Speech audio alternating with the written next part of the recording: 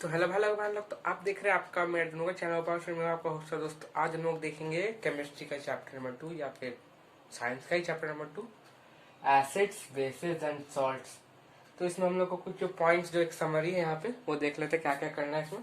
तो basic introduction, basic यानी ये वाला बेसिस का बेसिक इंट्रोडक्शन नहीं, तो पूरा चैप्टर है उसका एक इंट्रोडक्शन कि एसिड्स होता क्या है, बेसिस क्या होता है, किसका कैसा टेस्ट वगैरह, जो हम लोग 7th में जो पढ़े थे।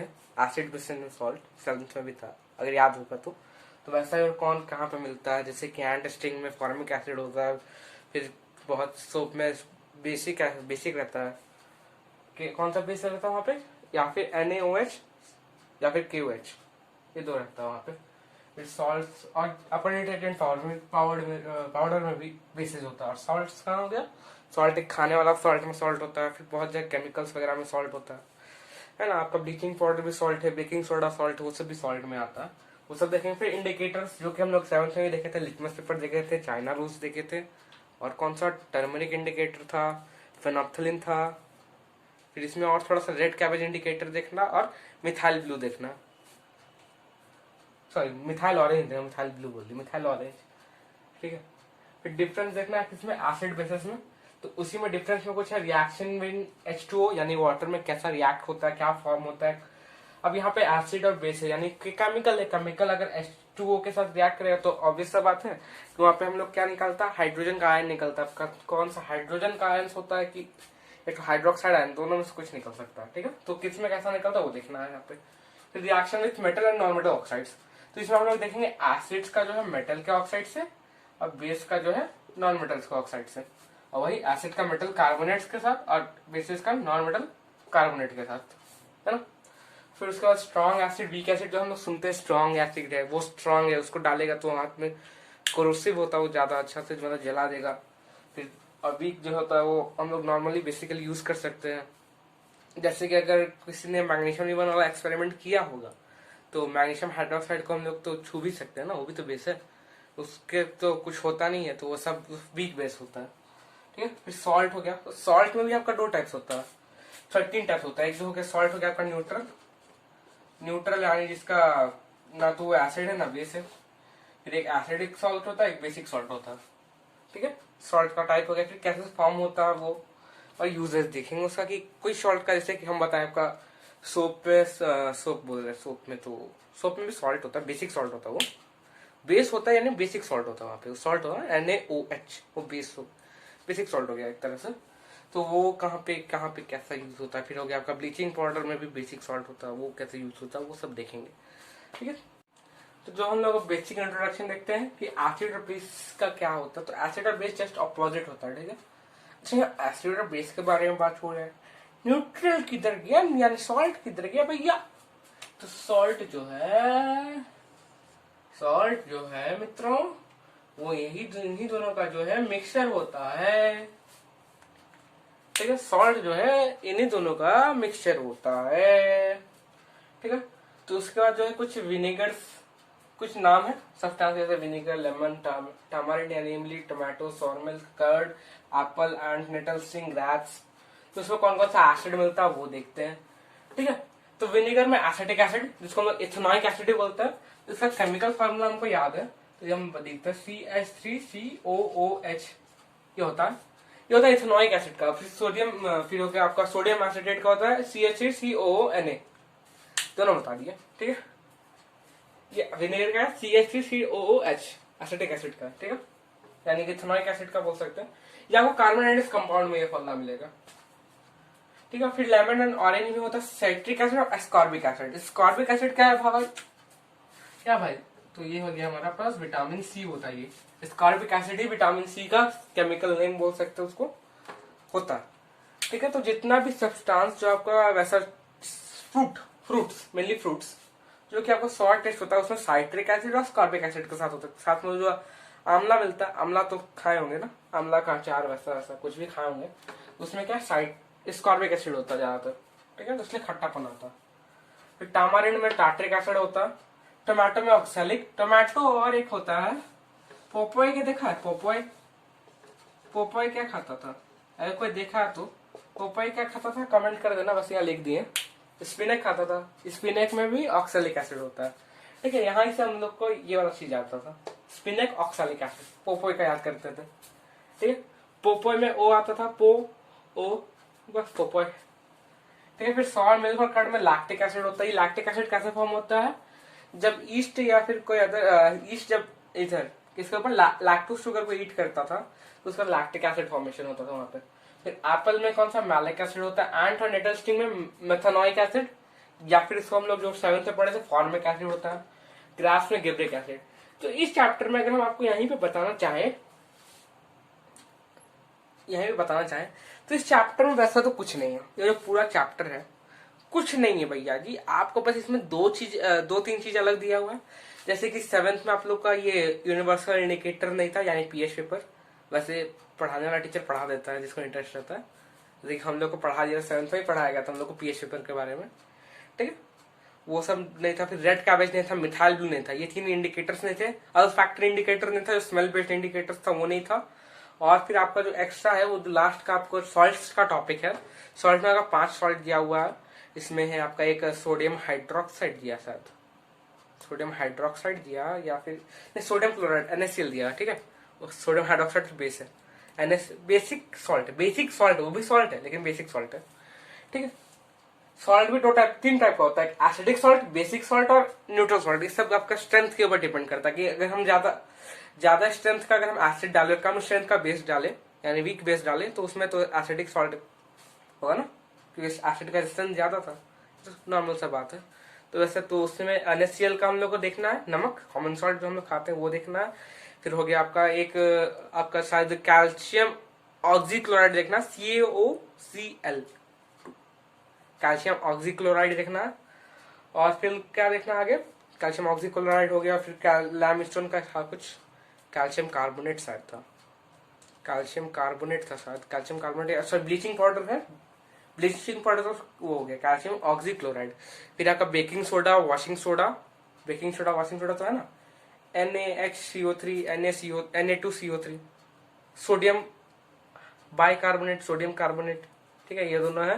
एट लास्ट जो है हमारे पास जिप्सम से क्या बनता है, POP प्लास्टर ऑफ पेरिस, यानी कि कैल्शियम सल्फेट, उसका इतना कैल्शियम सल्फेट हेमीहाइड्रेट, और हेमिस का जो भी हो गया।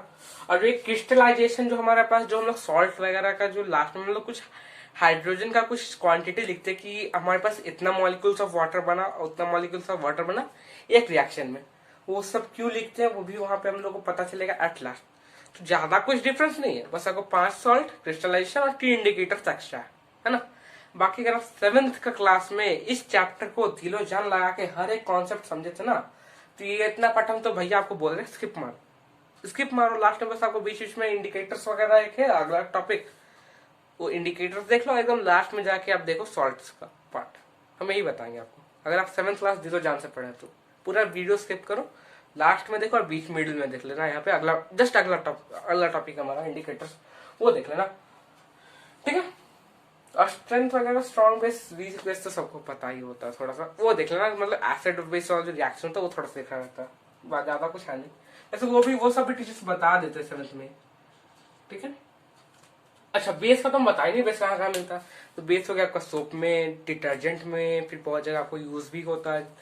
पड़ा जैसे कि सोप वगैरह में तो होता है आपका सिंपल जो है आपको थोड़ा जो नीचे वाला हो जाता है, जैसे कि हो गया आपका यहाँ पे सोडियम हाइड्रोक्साइड, पोटेशियम हाइड्रोक्साइड, ये सब यूज किया जाता है सोप में, है ना, डेटॉल वगैरह में वो सब यूज होता है। सॉल्ट का तो टाइप्स बता दिया। न्यूट्रल कहाँ पे हो गया, सॉल्ट जैसे हम लोग खाने में यूज किए NaCl सॉल्ट है, सॉल्ट कॉमन सॉल्ट है ना। और भी आपको बहुत कुछ होता है। हाँ, एक और चीज टॉपिक था जो आपको देखना रहता है, वो है कि अगर आपका कोई मेटल जैसे कि मैग्नीशियम वाला हो गया, मैग्नीशियम जब आप बर्न किए, ठीक है, मैग्नीशियम का ऑक्साइड बना, मैग्नीशियम का ऑक्साइड बनता, तो ये जो हो गया हमारे पास ये जो चीज बनता है वो हो गया MgO, और फिर जब हम इसको पानी में डालते तो MgOH बनता है ना पानी में, जब हम इसको H2O में मिक्स कर दिए ना, ऐसा हुआ तो मैग्नीशियम हाइड्रोक्साइड बना। मैग्नीशियम हाइड्रोक्साइड बेसिक होता है।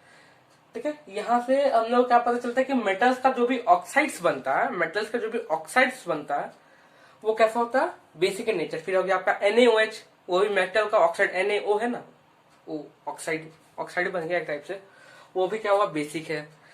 पोटेशियम ऑक्साइड, वो भी क्या हुआ, बेसिक है। अब यहाँ पे हम लोग देखते हैं नॉन मेटल्स का कुछ, नॉन मेटल्स का ऑक्साइड जैसे कि हो गया हमारे पास सल्फर, SO2, सल्फर क्या है, नॉन मेटल, सल्फर का ऑक्साइड, ये हो जाता है हमारे पास एसिडिक। फिर हाइड्रोक्लोरिक एसिड, क्लोरीन के साथ हाइड्रोजन, यानी कि रेडॉक्स रिएक्शन वहां पे हुआ था ना, तो ना हाइड्रोजन ऐड हुआ, रेडॉक्स रिएक्शन हुआ था, तो यानी कि जिसमें भी ऑक्सीडेशन रिडक्शन रिएक्शन होता है, वहां पे अगर नॉन मेटल वहां पे हुआ तो वहां पे एसिडिक फॉर्म होगा, और वहां पे अगर मेटल हुआ तो वहां बेसिक बनता है। ठीक है, इतना दिमाग में रखने का है।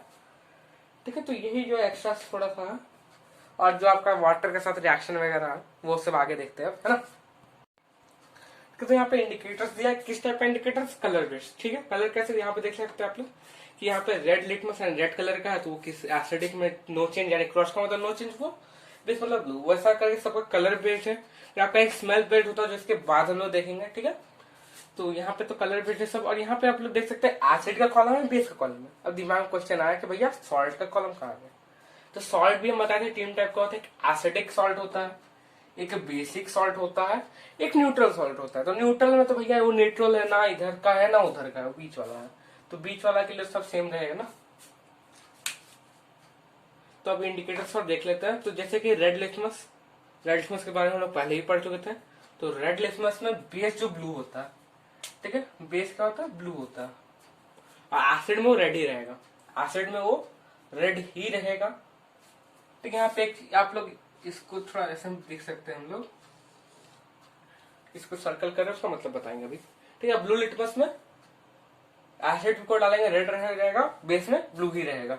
ठीक है, तो ब्लू लिटमस के लिए, सिर्फ लिटमस के लिए क्या समझ सकते हैं हम लोग कि जो ब्लू कलर है, यानी ब्लू में क्या आता है हमारा बी, ब्लू में क्या है हमारे पास बी, बी से ब्लू, बी से बेस, बी से ब्लू, बी से बेस, इसमें भी ब्लू ही रहता है, बेस में ब्लू, यानी कि ब्लू कलर जो है लिटमस का, अगर लिटमस पेपर में ब्लू कलर है यानी कि वो बेस को शो कर रहा है, अगर लिटमस पेपर में रेड कलर है तो एसिड को शो कर रहा है, और दोनों तो ऐसे न्यूट्रल में भी सेम रहता है। ठीक है, उसमें कोई दिक्कत नहीं है ना।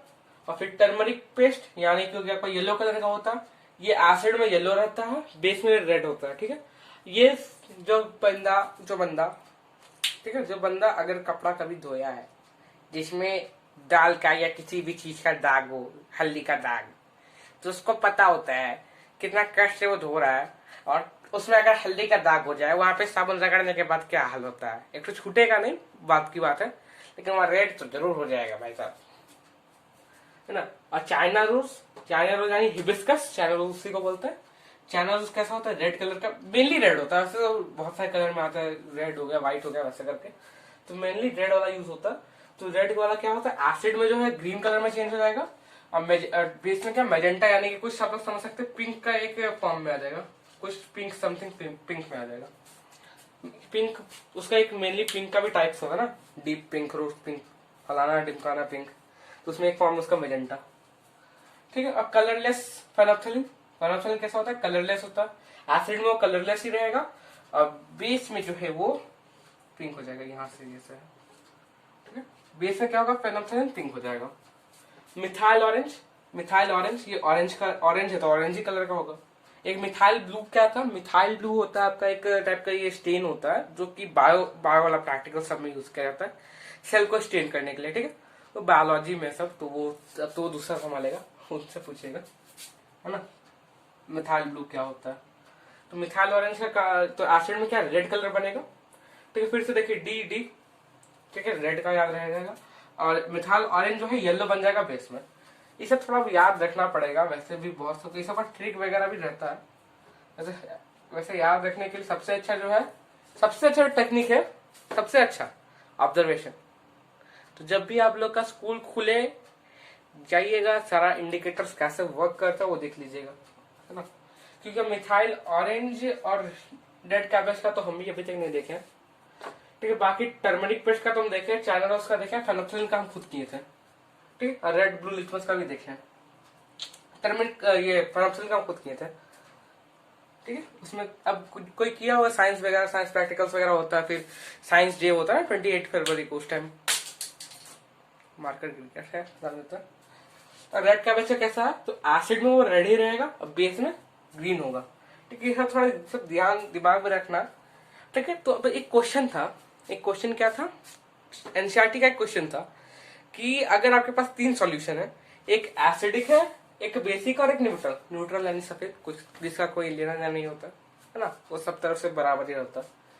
ठीक है, जिसमें सबका कलर सेम होता है। आपके पास एक सिंपल एक आपको एक रेड ही लिटमस पेपर दिया, एक रेड लिटमस पेपर दिया। ठीक है, तो आप उसका कैसे यूज कीजिएगा पता लगाने में कि कौन सा एसिडिक है, कौन सा बेसिक है, कौन सा न्यूट्रल है। ठीक है, तो वो कैसे करेंगे, तो पहले तो भैया रेड लिटमस को हम लोग तीनों में डिप करेंगे, एसिड में, बेस में और न्यूट्रल में।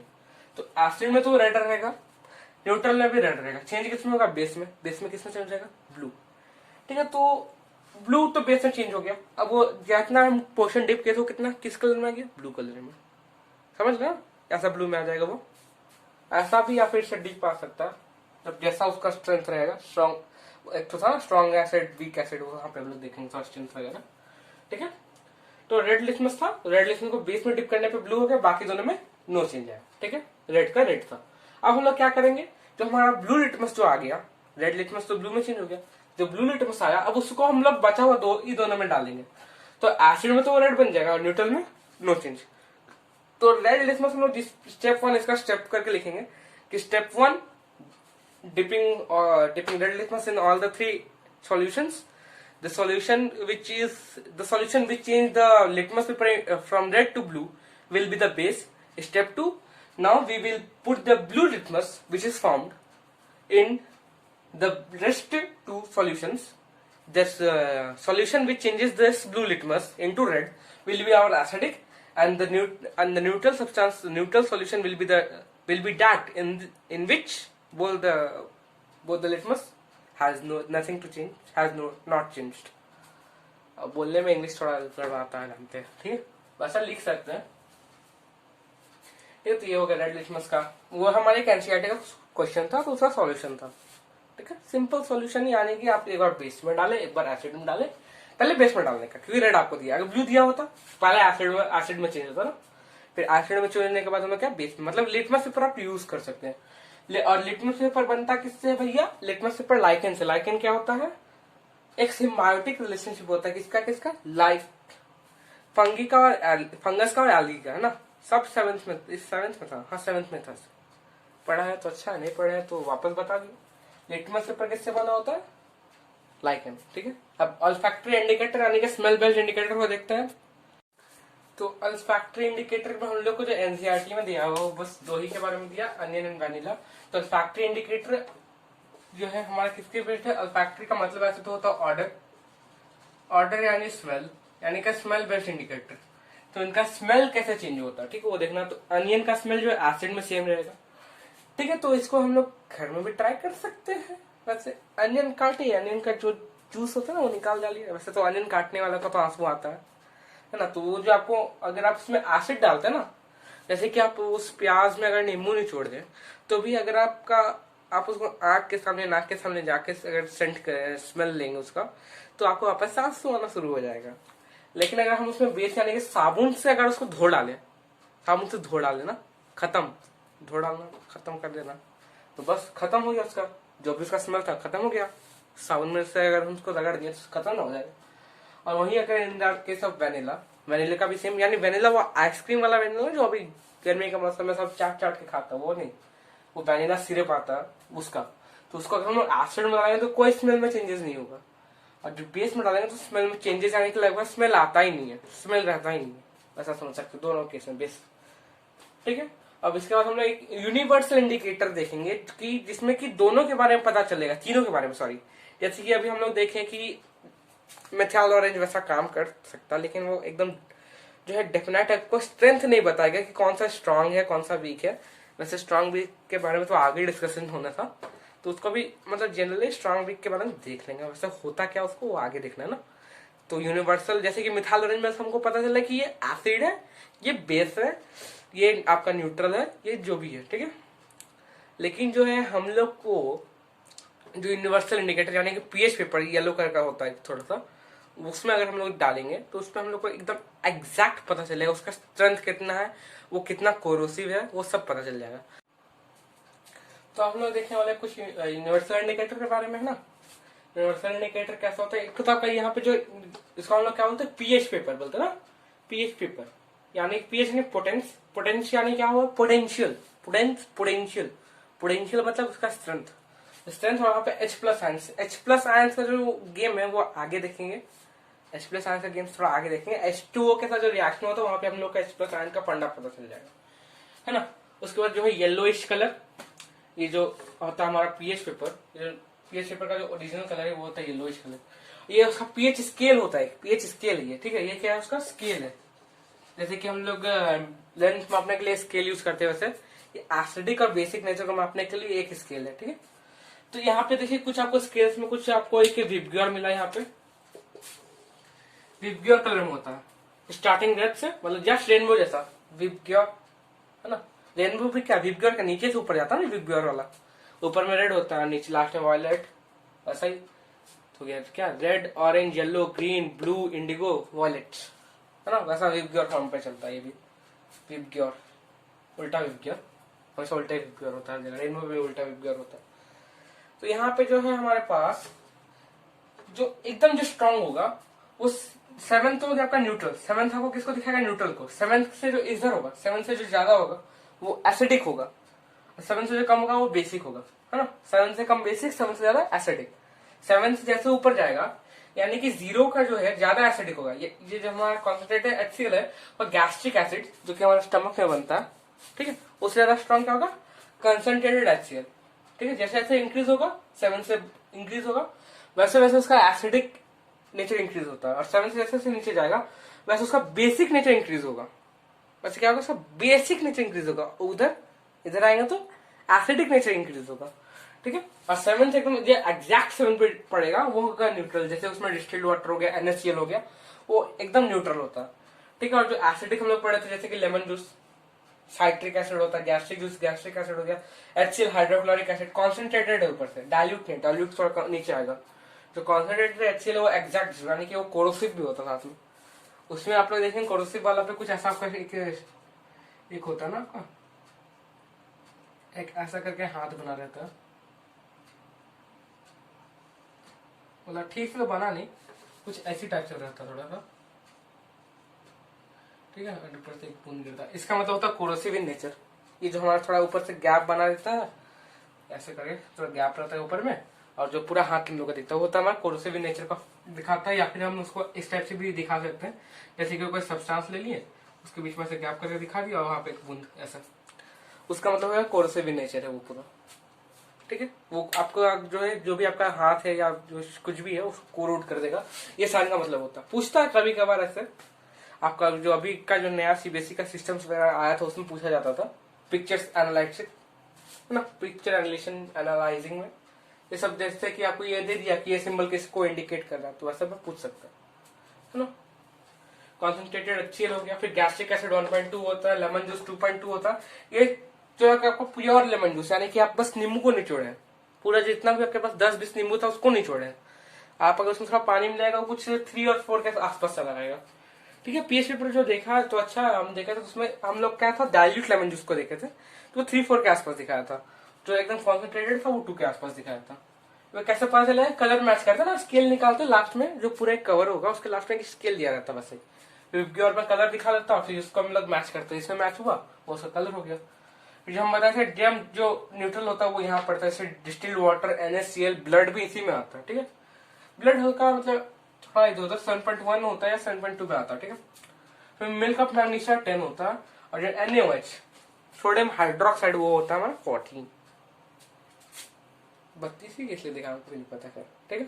तो यहाँ पे 14 होता है। तो इससे जो है हमारा ये यूनिवर्सल इंडिकेटर क्यों है, इससे आपको स्ट्रेंथ भी पता चलता है, जिसका एडवांटेज यूनिवर्सल इंडिकेटर का, आपको स्ट्रेंथ भी पता चल रहा है, प्लस कौन सा एसिडिक है, कौन सा बेसिक है, कौन सा न्यूट्रल है, तीनों के लिए अलग अलग आपको चेंज कलर भी मिल रहा है ना, विबग्योर, है ना अच्छी बात, ठीक है। तो आगे चलते हैं, जो इतना बहुत सारा डिफरेंस भी अभी तक हम लोग देख चुके हैं, कैसे देखें वो अभी आपको लास्ट में पता, अभी हम लोग जो डिफरेंस देखेंगे वहां पर पता चल जाएगा। तो यहाँ पे हम लोग देखेंगे एसिड और बेस का डिफरेंस। बेस को अल्काली बोलते हैं। अल्काली मतलब वैसा बेस जो कि वाटर सॉल्युबल यानी वाटर में मिक्स हो जाए। जैसे कि आपका होगा सोडियम हाइड्रोक्साइड, वो अल्काली होता है क्योंकि वो वाटर में मिक्स होता है। सोप वाटर भी तो वही हुआ ना सोडियम हाइड्रोक्साइड का, तो वैसे ही वो उसको अल्काली बोलते हैं। उससे पहले हम लोग एक चीज पढ़ते हैं न्यूट्रलाइजेशन। तो न्यूट्रलाइजेशन रिएक्शन है उससे हम लोग का सॉल्ट फॉर्मेशन होता है। 7th में पढ़ चुके हैं, वापस से बताते हैं, 7th में जस्ट पढ़े थे, एकदम सेम थे। ठीक है, तो उसमें क्या होता है एसिड और बेस रिएक्ट होता है और क्या बनता है सॉल्ट बनता है, H2O वाटर बनता है और साथ में हीट रिलीज होगा, बम बम बम। ठीक है, हीट रिलीज होगा।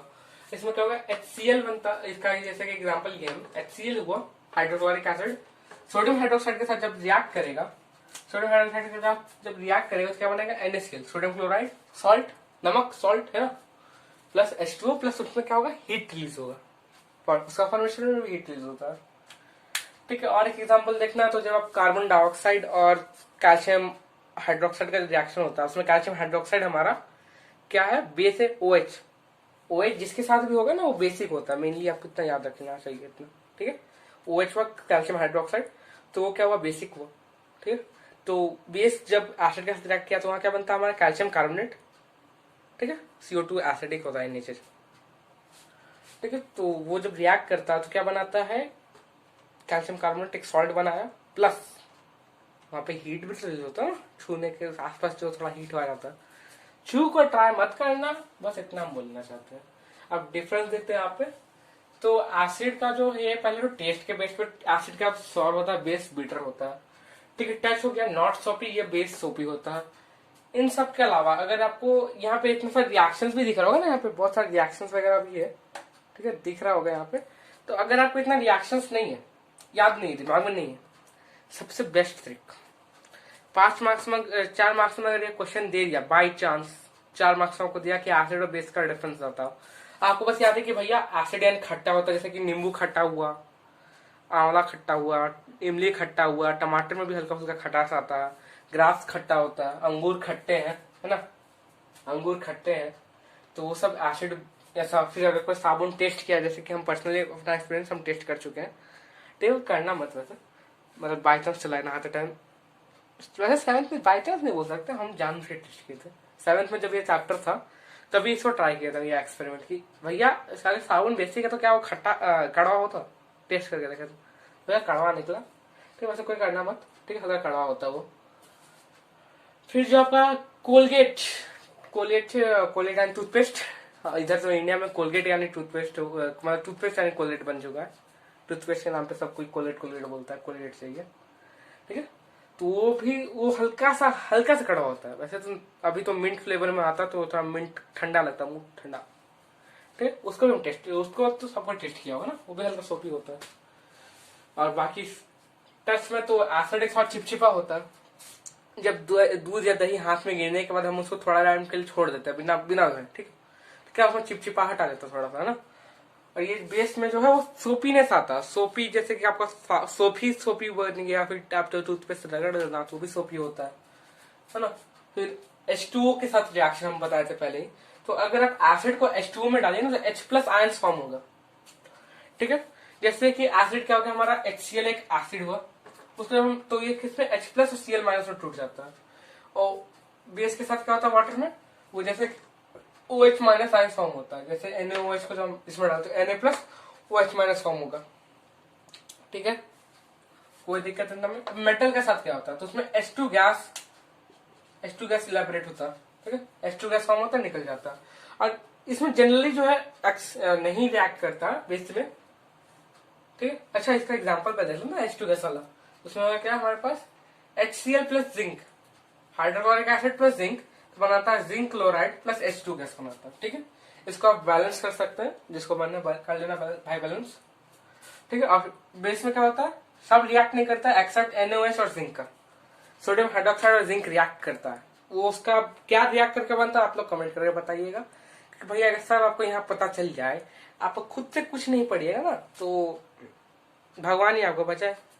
ठीक है, फिर मेटल ऑक्साइड और non metal oxide. Metal oxide में तो आपका एसिड रिएक्ट करता है, नॉन मेटल ऑक्साइड में एसिड रिएक्ट नहीं करता है। तो मेटल ऑक्साइड में क्या बनता है सॉल्ट प्लस H2O फॉर्म होगा। क्यों, हम पहले ही बता चुके थे मेटल का जो ऑक्साइड होता है वो क्या basic in nature, magnesium oxide, oxide ना, कैल्शियम ऑक्साइड सब बेसिक होता है। तो वो हो गया हमारा H2O।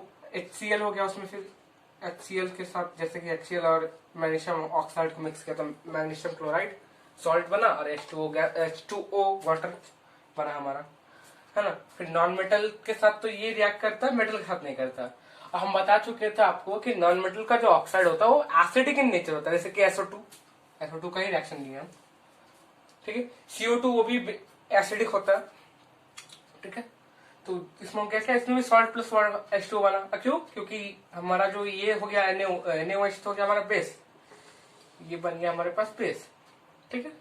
SO2 क्या हुआ हमारे पास, acid. Acid plus base is equal to salt plus water, simple हो। यहाँ पे भी सेम था, Na2 plus NO2SO4 plus H2O बनता है यहाँ पे, ठीक है। इसके अलावा जो कार्बोनेट होता है ना, एसिड जब कार्बोनेट के साथ रिएक्ट करता है, कार्बोनेट वाला रिएक्शन एक बार बता देते हैं, ठीक है। किसी का भी कार्बोनेट के मेटल का HCl प्लस NaHCO3, तो यहाँ पे बनता है हमारे पास NaCl प्लस CO2, NaCl बन गया और CO2 बनेगा, और इसके अलावा बनेगा H2O बनेगा हमारे पास, ठीक है। ये हो गया मेटल कार्बोनेट के साथ रिएक्ट होता है, ठीक है। वैसे हम लोग एक और कार्बोनेट ले लेते हैं, जैसे कि Na2CO3, ये होता है आपका बेकिंग सोडा। ये बेकिंग सोडा का फॉर्मूला, ये वॉशिंग सोडा का फॉर्मूला मैं बता दें यहीं पे, ठीक है। आगे पढ़ना है वैसे, यहाँ पे भी सेम बनेगा NaCl प्लस क्या बनेगा हमारे पास H2O प्लस CO2, ये बनेगा हमारा। बस यहाँ पे जो है नंबर ऑफ ये सब चेंज होगा, जहाँ पे इसका बैलेंस कीजिएगा तो आपका डिफरेंस पता चलेगा। जैसे कि यहाँ पे शायद 2NaCl फॉर्म होगा, 2HCl रिएक्ट करेगा, वैसे करके होगा, ठीक है। आप जब बैलेंसिंग कीजिएगा तब आपका चेंजेस पता चल जाएगा, ठीक है। बाकी यहाँ पे सेम दोनों में सेम वही है, ज्यादा कुछ है ना। तो इसमें ऐसा होता है। अब फिर जब आप यहाँ पे जो हमारा CO2 निकला, अच्छा हम इसको CO2 का पता कैसे करेंगे कि CO2 निकला कि नहीं, तो इसको हम लोग क्या करते हैं, लाइम वाटर यानी कि CaOH से पास करेंगे। किससे? CaOH whole two, sorry, lime water से पास करेंगे। तो लाइम वाटर ऐसे क्लियर होता है, मतलब क्लियर समझ सकते हैं, थोड़ा सा क्लियर होता है, वो क्लियर होता है। लाइम वाटर क्या होता है हमारे पास, इसका हम टेस्ट ट्यूब वाला दिखाई देते हैं, कैसे टेस्ट करेंगे। हाँ, H2O का भी नहीं पता ना, H2 का जो हमारा H2 गैस जो फॉर्म हुआ, उसका हम लिबरेशन जो हुआ वो हम लोग कैसे पता करेंगे, वो भी देखते हैं, अभी सब देखेंगे। तो जैसे कि हम लोग टेस्ट ट्यूब लेते हैं, टेस्ट ट्यूब ले लिए, इसको ऊपर से बंद कर देते हैं कॉर्क लगा के। इसके अंदर हम लोग क्या ले लेते हैं, लाइम वाटर ना, lime water, formula CaOH whole two, ठीक है। इसका नीचे से हम एक पाइप लगा देते हैं, ज्यादा मोटा हो गया, खैर थोड़ा पतला करते हैं। इससे क्या जा रहा है, हमारा CO2 गैस जा रहा है, ठीक है। ये कैसा था, सॉल्यूशन कैसा है, क्लियर सॉल्यूशन है, ठीक है। ये हमारा गया, जहाँ पे रिएक्शन जहाँ पे हुआ, जैसे कि अभी हम लोग किसका रिएक्शन देखे थे, यहाँ पे जो था हमारा रिएक्शन किसका था, HCl और NaHCO3 का रिएक्शन हुआ था ना। तो जो भी हमारा यहाँ पे जो कार्बन डाइऑक्साइड निकला तो ऊपर जाएगा ना, हम नीचे से कहा ले जा रहे, नीचे में तो वाटर आ जाएगा, ठीक है। तो उसके अलावा क्या क्या फॉर्म हो जाएगा हमारे पास, यहाँ से जो है हम लोग यहाँ से ऐसे पास करवाते हैं इसको पाइप से, यहाँ से जो पाइप से जो जाएगा ऊपर, वो हमारे पास क्या जाएगा, CO2 गैस आएगा। CO2 क्यों आएगा, क्योंकि वो गैस है। वो यहाँ से जब वो फिर हमारा लाइम वाटर जब पास होगा, फिर सॉल्यूशन कैसा हो जाएगा, मिल्की व्हाइट में ट्रांसफॉर्म हो जाएगा, ठीक है। CO2 जब पास होगा, ये होता है इसका एक ये ऐसा डायग्राम बनेगा, मतलब ऐसा सेटअप रहेगा उसका।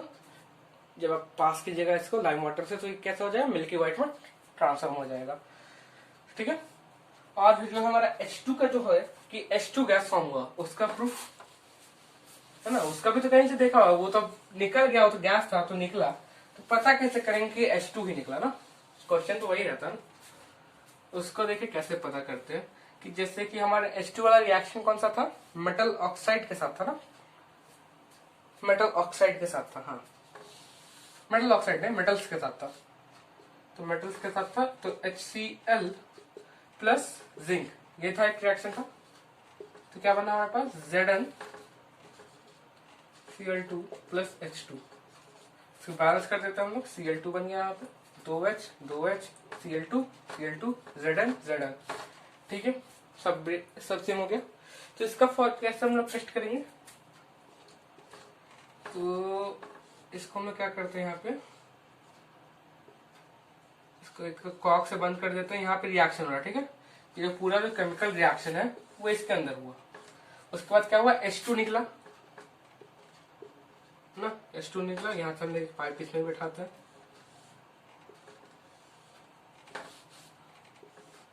वैसे चाहे तो आप यहीं से भी देख सकते हैं, उसमें कोई दिक्कत नहीं है, लेकिन जो एकदम एग्जैक्ट जो तरीका होता है ना, अच्छे से पता चलेगा। यहाँ पे हो गया हमारे पास सोप वाटर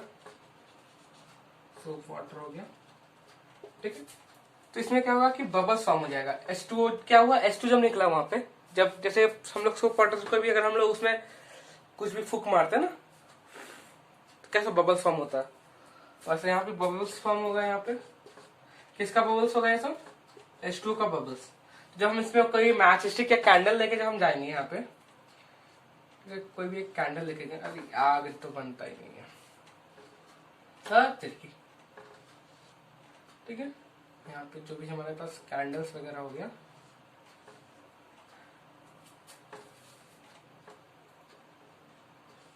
ठीक है, जो भी हमारे पास माचिस वगैरह जो भी था, उसको जब हम यहाँ पे लेके जाएंगे, तो ये जब बबल्स फूटेगा ना, ऐसा जब फूट जाएगा यहाँ पे, जैसे कोई बबल्स फूट गया, ठीक है, कैसा साउंड करेगा, पॉप पॉप, यानी कि जो आप लोग चुटपुट पटाखा पड़े होगा, तो चुटपुट पड़ता ना, कोई तो दिवाली में पड़ा होगा, तो कैसे चुटपुट आवाज करेगा, तो वैसे यहाँ पे चुटपुट आवाज करेगा, ठीक है, या फिर समझ सकते हैं फाटिंग जैसा आवाज आएगा, जब कोई फाटता है ना जोर से, वैसा आवाज करेगा पॉप साउंड, वैसे समझ सकते हैं, मतलब उतना भी जोरदार नहीं आएगा, लेकिन आएगा तो भैया फाट का।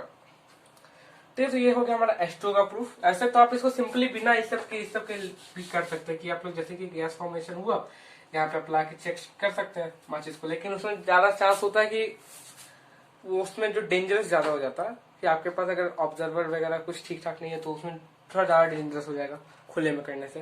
वैसे जो आपका सोप सॉल्यूशन के थ्रू जब पास करेंगे तो ठीक है, वो सब मतलब उतना डेंजरस नहीं होता। ठीक है, इसमें H2 है क्योंकि हाइड्रोजन तो हम लोग जानते हैं कि एज अ फ्यूल यूज होता है ना रॉकेट में, खतरनाक वाला एक्सप्लोजन होगा, तो इसलिए वैसा करने में ज्यादा इजी होता है। तो आगे चलते हैं अब सॉल्ट्स में। तो सॉल्ट्स वगैरह में पहले थोड़ा ये सब देख लेते हैं ना।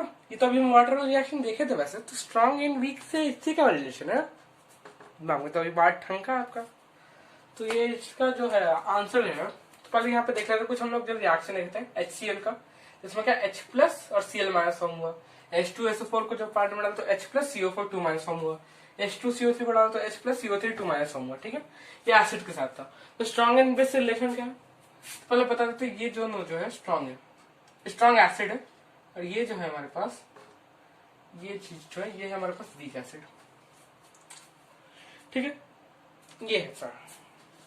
ऐसा क्यों, तो इसको सिंपलर समझ लेते हैं हम लोग कि जिसमें हमारा मोर H प्लस आयंस जिसमें ज्यादा फॉर्म होगा वो होगा स्ट्रॉन्ग, H प्लस मोर H प्लस आयंस मतलब स्ट्रॉन्ग।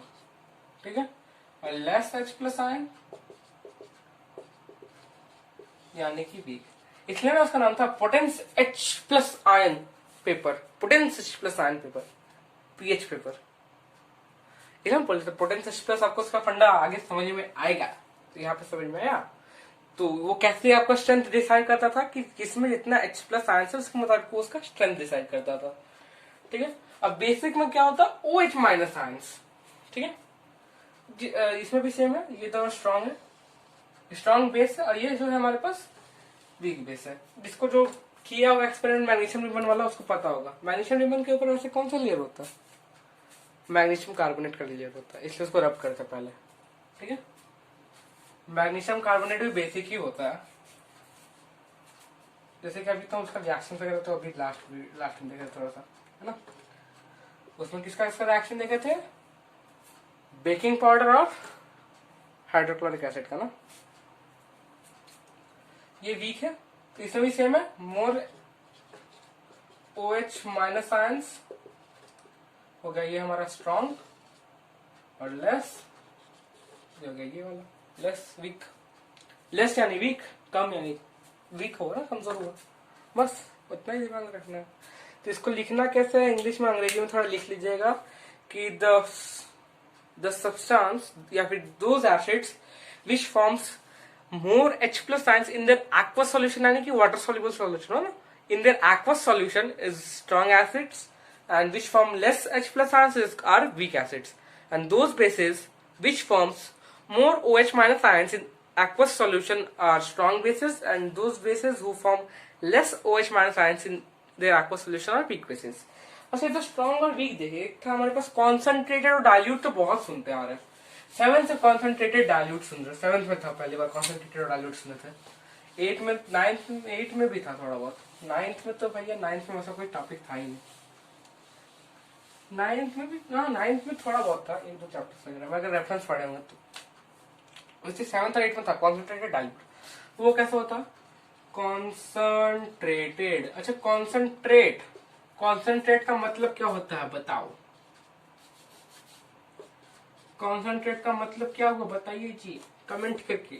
तो कॉन्सेंट्रेटेड मतलब कि उसी चीज के ऊपर फोकस करना, एकदम उसी चीज के ऊपर गौर करना। तो कॉन्सेंट्रेटेड, जैसे कि हम लोग बोल रहे हैं कॉन्सेंट्रेटेड एसिड है, जैसे कॉन्सेंट्रेटेड HCl नहीं है, मतलब कि उसमें बस HCl है, उसमें बस HCl है, कॉन्सेंट्रेटेड है एकदम HCl के ऊपर ही कॉन्सेंट्रेट है, यानी कि बस उसमें HCl ही है, यानी कि प्योर HCl हो गया वो, प्योर HCl, ठीक है, प्योर HCl बोल सकते हैं उसको, या फिर प्योर एसिड बोल सकते हैं। कॉन्सेंट्रेटेड एसिड मतलब प्योर एसिड, और डाइल्यूट यानी कि मिला जुला किसके साथ, HCl प्लस वाटर बोल सकते हैं, थोड़ा सा पानी मिला रहता है उसमें वैसा, ठीक है, यानी कि प्लस H2O रहेगा उसके साथ, H2O में मिक्स रहेगा, कोई भी एसिड प्लस H2O रहेगा तो, ठीक है।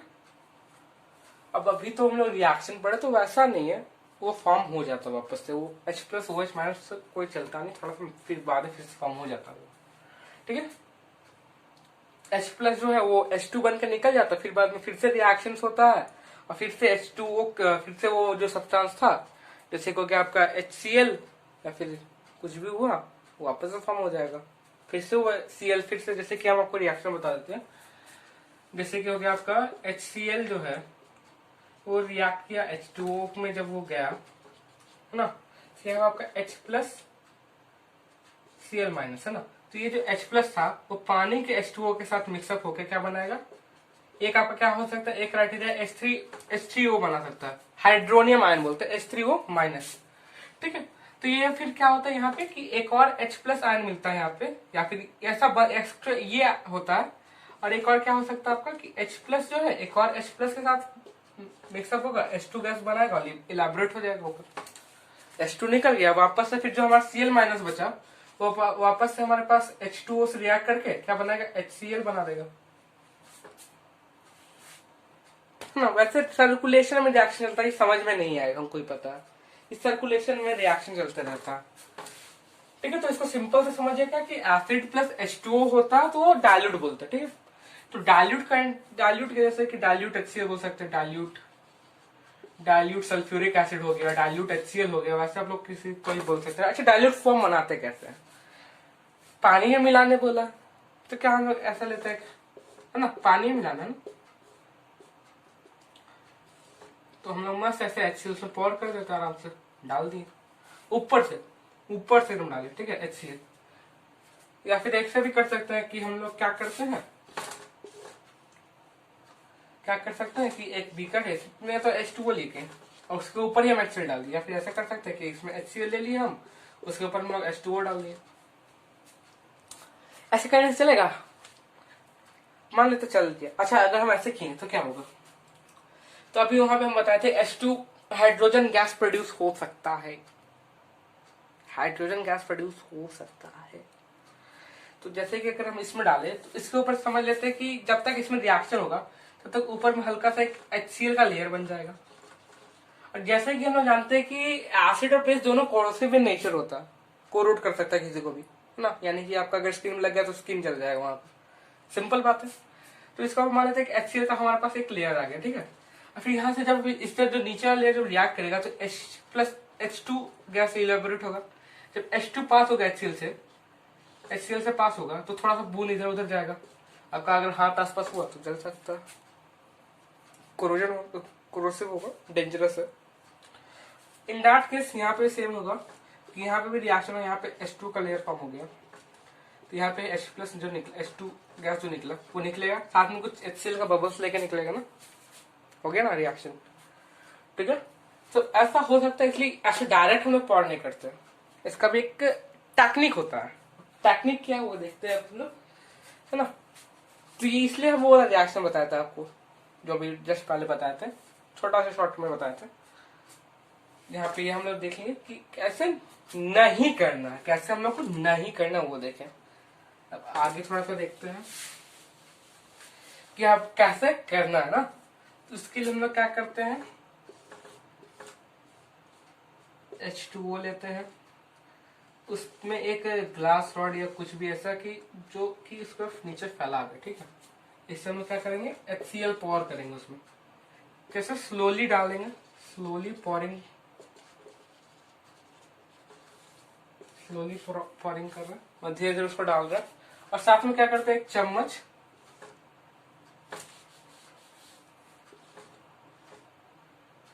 नहीं बनेगा, बन गया ऐसे ही, ठीक है, ठीक ठाक चम्मच है ना। चम्मच बन गया ये हमारा। तो इसके चम्मच को क्या करेंगे, इसको भी धीरे धीरे स्टीर करेंगे हम लोग। स्टीर करें यानी घोलेंगे धीरे धीरे। इससे क्या होगा, हमारा H2 का जो बबल्स फॉर्म होगा ना वो फॉर्म थोड़ा स्लो होगा या फिर बनेगा ही नहीं, ऐसा होता है। तो हम लोग स्लोली स्टीर करते हैं, स्लोली पॉर करते हैं, है ना। तो इससे जो है हमारा, समझ रहे हैं ना कि बबल्स अंदर ही फूट भी सकता है वैसा।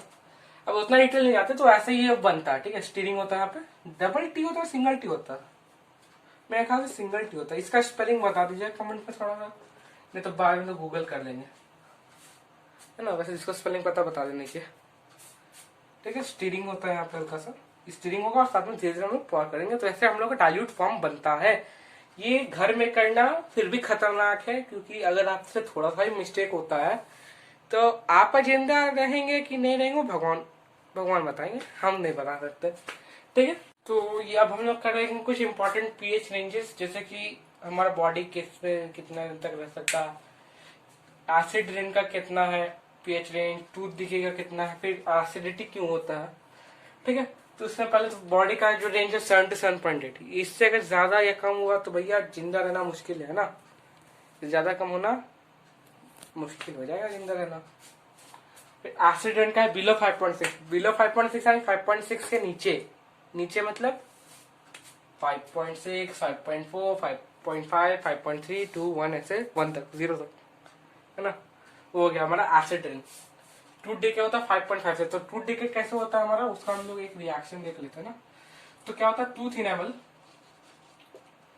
इनेमल जो कि बना है हमारे पास, हमारा किससे बना है, सबसे हार्डेस्ट एलिमेंट जो हमारे बॉडी में है वो यही है, टूथ इनेमल, और बोन होता है, ठीक है। बनता है हमारा कैल्शियम फॉस्फेट से, Ca3PO4 2, ठीक है, ऐसे बनता है। इसमें जब बैक्टीरिया जब हमारे माउथ में जो भी शुगर अटक जाता है, जिसको हम लोग फ्लॉसिंग वगैरह से या टूथपिक से, या फिर हम लोग बोल सकते हैं जब जिंसिंग या कुल्ला नहीं करते हैं, या फिर अच्छे से ब्रश नहीं करते हैं, जो कि 2 टाइम करने बोलता है, जो कि मेरे ख्याल से कोई नहीं करता होगा, मैक्सिमम नहीं करता कोई, मतलब एका दुक्का होता वो करता है, मैक्सिमम तो नहीं करते हैं, जैसे कि हम भी नहीं करते, कभी कभार याद रहा तो किए। वैसे तो अभी 12 बज रहा, अभी रात का 12 बज रहा, दिन का, सुबह का 12 नहीं, रात का 12 बज रहा, ठीक है। तो इसमें क्या होता है, जब हम लोग का अंदर का जो शुगर हुआ टूथ में जब फंसा हुआ शुगर को जब बैक्टीरिया वगैरह खाते हैं, अटैक होता है, तो एसिड फॉर्मेशन होता है। तो यहाँ पे क्या होगा, कोरोजन होगा, सॉल्ट बनेगा, यानी कि सॉल्ट बनेगा मतलब कोरोजन चालू हो जाएगा ना। इसका जो पूरा जो फॉर्मेशन था वो चेंज रहेगा ना, यानी कोरोजन होगा यहाँ पे, ठीक है, कोरोजन होता है। इस चीज को टूथ दिखे बोलते हैं। दांतों में सड़न, लगाओ दंत मंजन ना, एसिडिटी। अब एसिडिटी क्या होता है?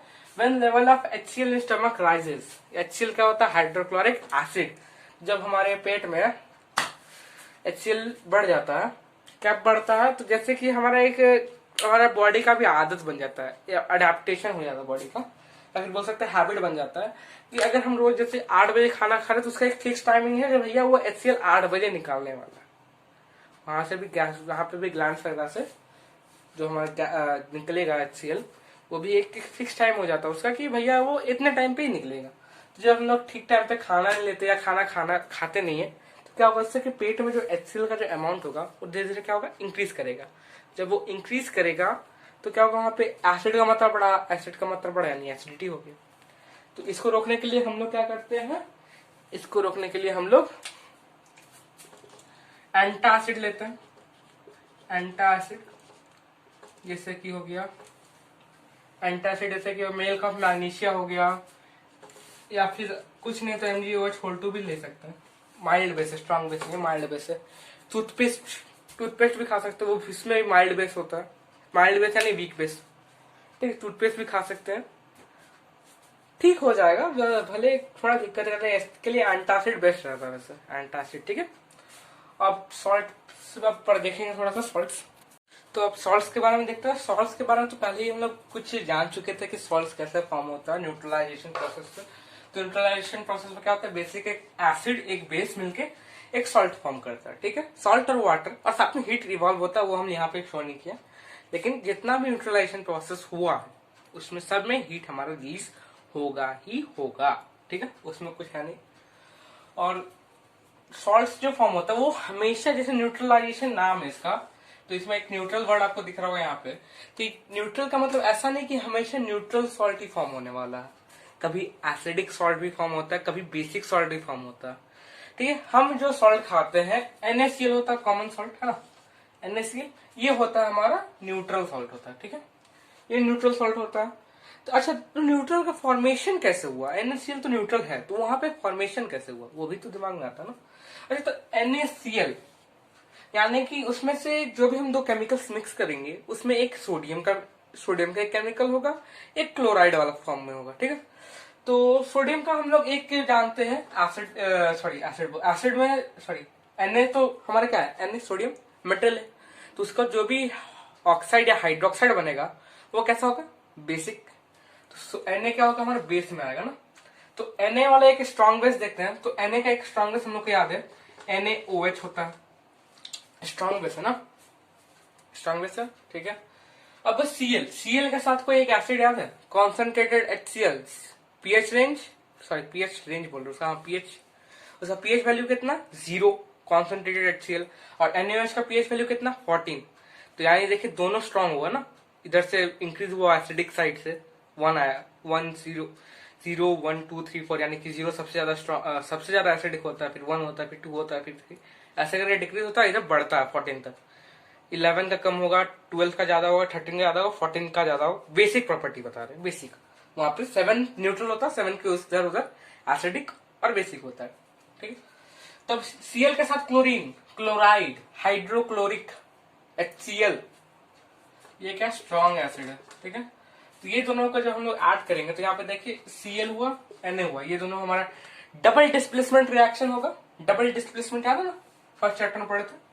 तो NaCl, ठीक है, प्लस H2O, HOH, यानी कि H2O, 2H हो गया। बाकी ये सब H2O लिखने का जो प्रॉपर्टी वगैरह रहता है वो तो ये इलेक्ट्रोनेगेटिविटी से होता, ठीक है। तो यहाँ पे देखिए HCl भी स्ट्रांग था, NaOH भी स्ट्रांग था। जब दोनों स्ट्रांग मिलेगा तो न्यूट्रल फॉर्म करेगा। अब देखिए ना, इसका जो पावर है, इसका जो वैल्यू है बिल्कुल सेम है दूसरे का। अब जैसे कि हम लोग खेलते जैसे टिक टैक टू, याद है टिक टैक टू, क्रॉस और ये वाला है ना, ये वाला।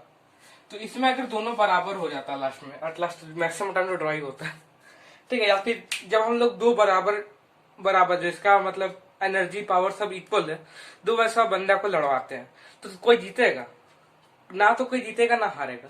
मतलब कि आंसर बीच वाला, तो बीच में क्या आता है, न्यूट्रल चीज आता है, न्यूट्रल बन जाएगा। अब जो वीक एसिड है और स्ट्रॉन्ग बेस है, तो इसका एक जो हमारा फॉर्मेशन होता है, जैसे वीक एसिड में हम आपको एक केमिकल बताते हैं H2CO3, ठीक है, H2CO3, ये हो गया हमारा एक वीक एसिड। स्ट्रॉन्ग बेस अभी तो हम देख लिए थे, उसी को लेके चलते चलिए, NaOH। आप लोग चाहे तो यहाँ पे KOH भी लिख सकते हैं, कोई जरूरी नहीं है, ठीक है। ये इसका एग्जांपल है, ये इसका एग्जांपल है। तो वीक एसिड है H2CO3, स्ट्रॉन्ग बेस है NaOH, है ना। तो इसमें हम लोग देखते हैं तो क्या फॉर्म होगा। तो यहाँ पे देखिए, पहले तो यहाँ पे सब जितना भी न्यूट्रलाइजेशन प्रोसेस होता है, मैक्सिमम क्या होता ही है, हमेशा डबल डिस्प्लेसमेंट रिएक्शन होता है।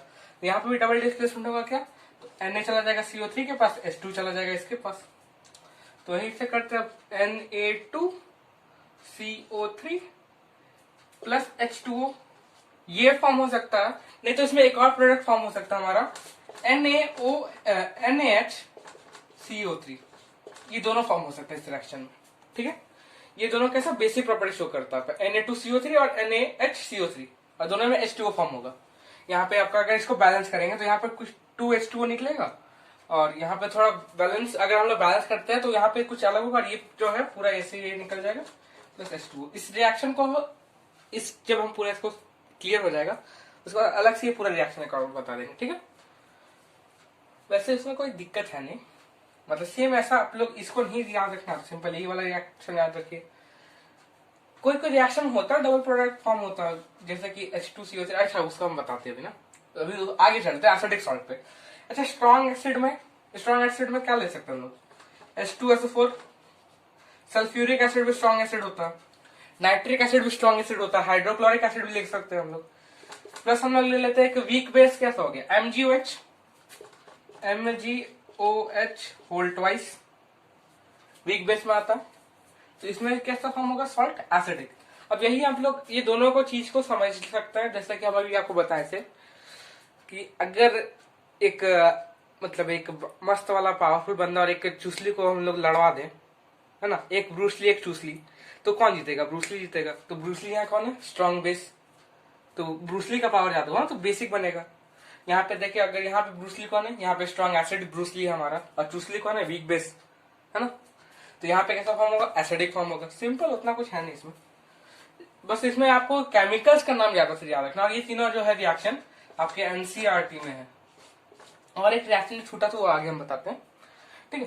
तो H2SO4 ये हो गया MgOH, तो क्या बनेगा, इसमें भी डबल डिस्प्लेसमेंट, यानी Mg जाएगा SO4 के पास, H2 जाएगा इसके साथ, तो हो जाएगा क्या हमारे पास एसिडिक सॉल्ट बनेगा, यानी कि MgSO4 मैग्नीशियम सल्फेट, ठीक है। और यहाँ पे H2O फॉर्म होगा, ये तो सबको पता है।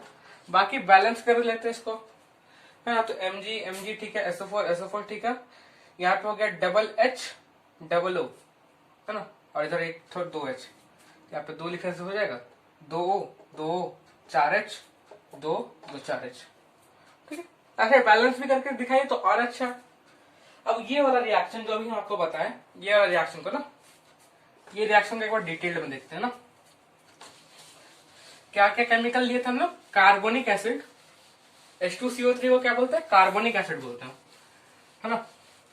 कार्बोनिक एसिड H2CO3 प्लस किसका था हमारे पास, NaOH था, NaOH। तो इसमें जो है हमारा 2 प्रोडक्ट फॉर्म हो सकता है, कौन कौन सा। अब यहाँ पे देखिए H2CO3 ना, हम लोग इसको ऐसे मतलब लिख सकते हैं क्या, H2 प्लस HCO3,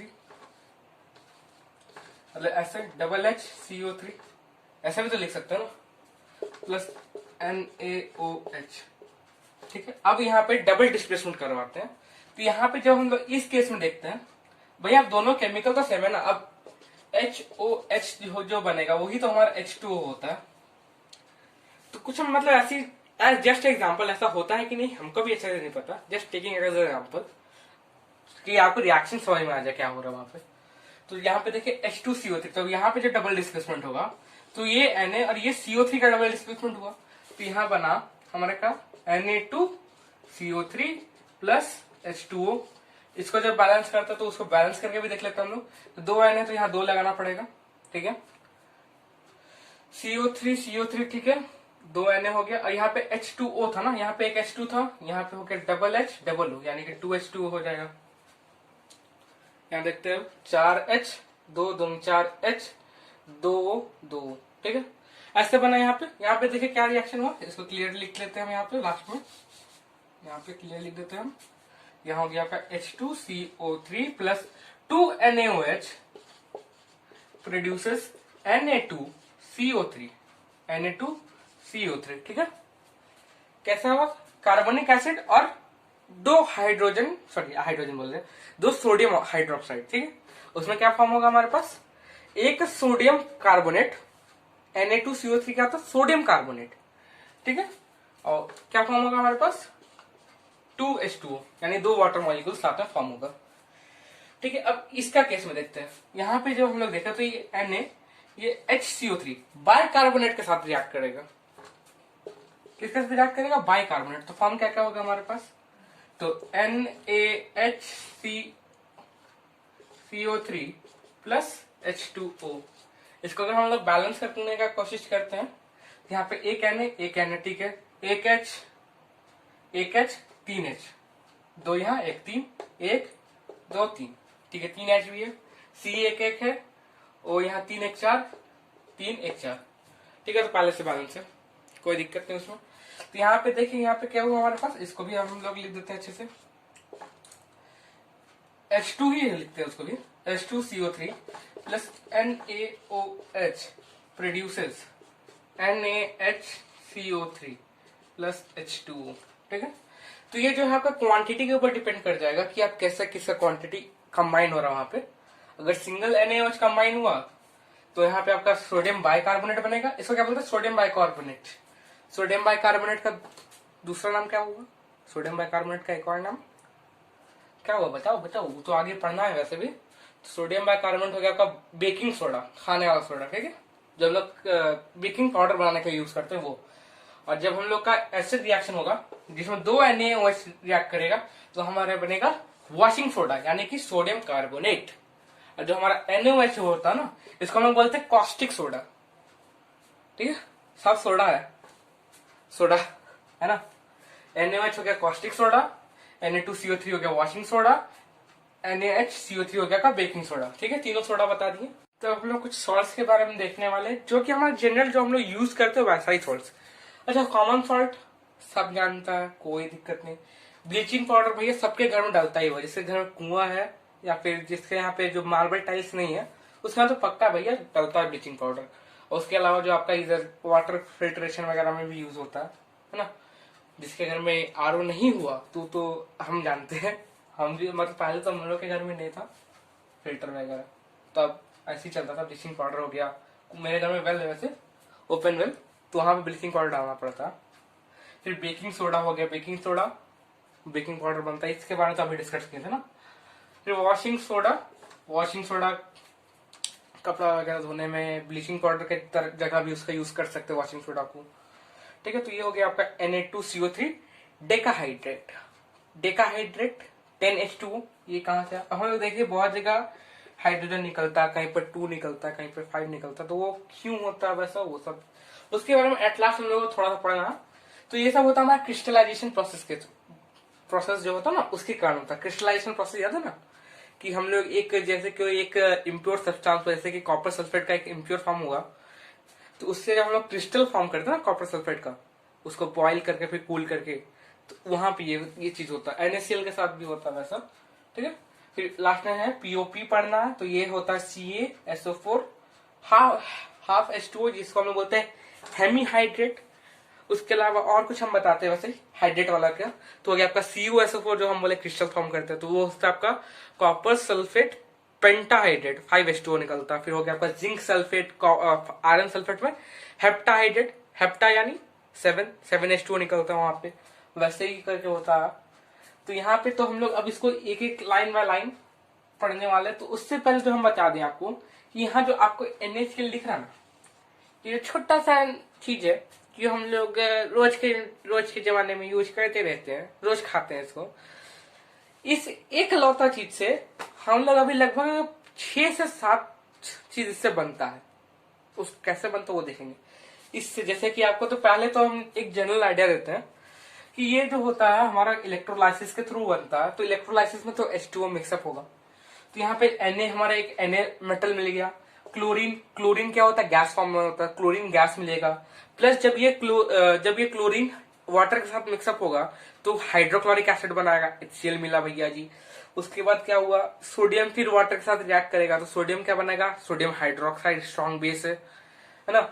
उसके बाद क्या होगा फिर, और कुछ बनेगा क्या, और भी बनता है इसमें भी एक टाइप का ब्लीच बनता है। जब आपका जब सोडियम हाइड्रोक्साइड और क्लोरीन गैस दोनों मिक्सअप होगा तो ब्लीच बनता है एक टाइप का, वो भी बनेगा। फिर आपका हाइड्रोजन भी रिलीज होता है, न्यूट्रलाइजेशन प्रोसेस हुआ ना यहाँ पे, NOH और HCl हुआ तो वहां पे न्यूट्रलाइजेशन भी होगा। या फिर जब इलेक्ट्रोलाइसिस प्रोसेस होता है ना तो उसमें जब डिकम्पोजिशन हो रहा है, डिकम्पोज हो रहा है, तो वहां पे भी H2 फॉर्म होगा। तो वो सब देखने वाले हैं, ठीक है। तो चलते हैं। तो यहाँ पे जैसे कि अभी हम बताए थे कि NaCl का हम लोग क्या करने वाले, इलेक्ट्रोलाइसिस।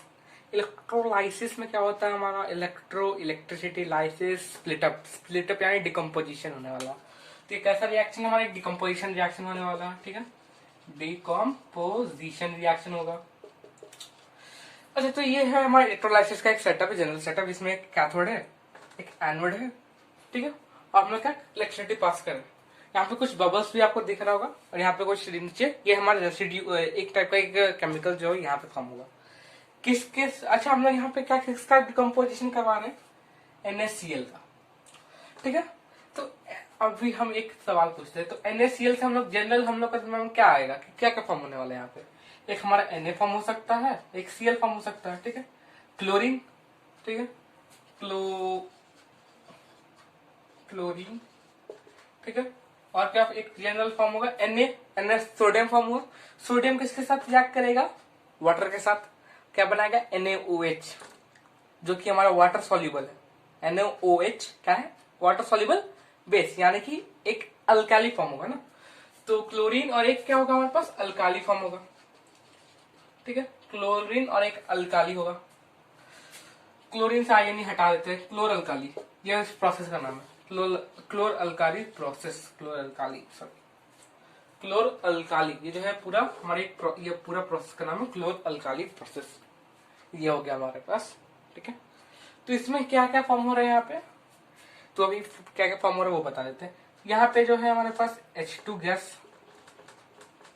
यहाँ का जो बबल्स है वो है हमारे पास क्लोरीन गैस, ठीक है। नीचे का जो रेसिड्यू है वो है NaOH, नीचे में बैठेगा, थोड़ा सा प्रेसिपिटेट टाइप का फॉर्म होगा वहां पे, ठीक है। इसके ऊपर कैथोड के ऊपर हमारा एक लेयर जमेगा, लेयर Na का डिकम्पोजिशन होगा यहाँ पे, ठीक है। Na का लेयर, यहाँ कैथोड में फॉर्म होगा, ठीक है। और कुछ H2 गैस निकल गया, NaOH बन गया, Cl2 बन गया, ठीक है। Cl2 कुछ Cl2 क्या करेगा, वाटर के साथ रिएक्ट करके क्या बनाएगा, HCl भी बना देगा, है ना। वाटर के साथ रिएक्ट करेगा तो HCl बनेगा ना, HCl है, बनेगा, जरूर बनेगा, ठीक है। और कुछ फॉर्म होगा क्या, और भी है, देखते पहले इसको प्रोसेस में होता क्या वो समझ लेते ना। तो यहाँ पे देखिए शुरुआत करते हैं हम लोग एनोड से। तो यहाँ पे हम लोग सॉल्यूशन, अच्छा नमक से पहले इलेक्ट्रिसिटी कब पास होगा, हम लोग क्या ऐसे जो हमारे पास क्रिस्टल और नमक होता है उसको रखेंगे कि उसको पानी में मिक्सअप करके रखेंगे, ऑब्वियस सा बात है पानी में। तो सॉल्यूशन हुआ वो किसका, NaCl प्लस H2O का सॉल्यूशन होगा, यानी कि ब्राइन बोलते हैं इसको, ब्राइन सॉल्यूशन बोलते हैं, ब्राइन सॉल्यूशन का होगा यूज। अच्छा, जब यहाँ पे सॉलिड का जब बात हुआ है तो एक और चीज पूछना चाहते हैं हम, पूछने बताना चाहते हैं कि अगर लिटमस पेपर को हम लोग ऐसे, जैसे कि कॉपर सल्फेट हुआ या फिर कोई भी ऐसे एसिडिक या बेसिक का हम लोग क्रिस्टल लेते हैं, ठीक है। जैसे कि हम लोग लेते हैं HCl का, अगर हम लोग गैस फॉर्मेशन हुआ ना, HCl का गैस भी बन सकता है, तो उसका जो हम लोग प्रॉपर्टीज चेक करना रहा वो गैस है। हम लोग एक जो ड्राई लिटमस पेपर लेके जा रहे हैं, वहां पे ड्राई लिटमस पेपर लेके जा रहे हैं, ठीक है। तो क्या वो कलर चेंज होगा, HCl एसिड है तो हम लोग क्या लेके जा रहे हैं, ब्लू लिटमस लेके जा रहे हैं, तो क्या वो ब्लू से रेड टर्न होने वाला है, नहीं होगा। क्यों नहीं होगा? क्योंकि लिटमस पेपर के ऊपर तभी वो कोई भी केमिकल्स का रिएक्शन हम लोग को शो हो सकता है, या फिर क्या उसका जो प्रॉपर्टी शो होगा कि एसिडिक है या बेसिक, जब वो क्या वाटर में सॉल्युबल हो, यानी कि उसका एक्वस सॉल्यूशन में हम लोग को पता चलता है। ठीक है, जैसा कि हम बोलते थे ना pH, potence H plus ion, potence H plus ion, यानी कि वो एच प्लस आयन लेके ही ना वो बताता है हम लोग को।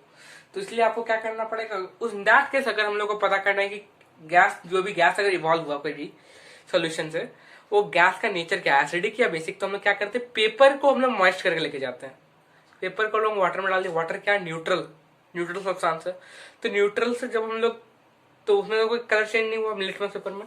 तो उसके बाद जब HCl या जिसका भी गैस हुआ वो आएगा, तो वाटर के साथ रिएक्ट करके वो उसका नेचर पता चल जाएगा वहां पे कि एसिडिक है या बेसिक है ना। H प्लस आयन जो यूज होगा, H प्लस आयन या OH माइनस आयन जितना यूज होगा उसको मुताबिक पता चल जाएगा वो एसिडिक है या बेसिक है या न्यूट्रल है ना।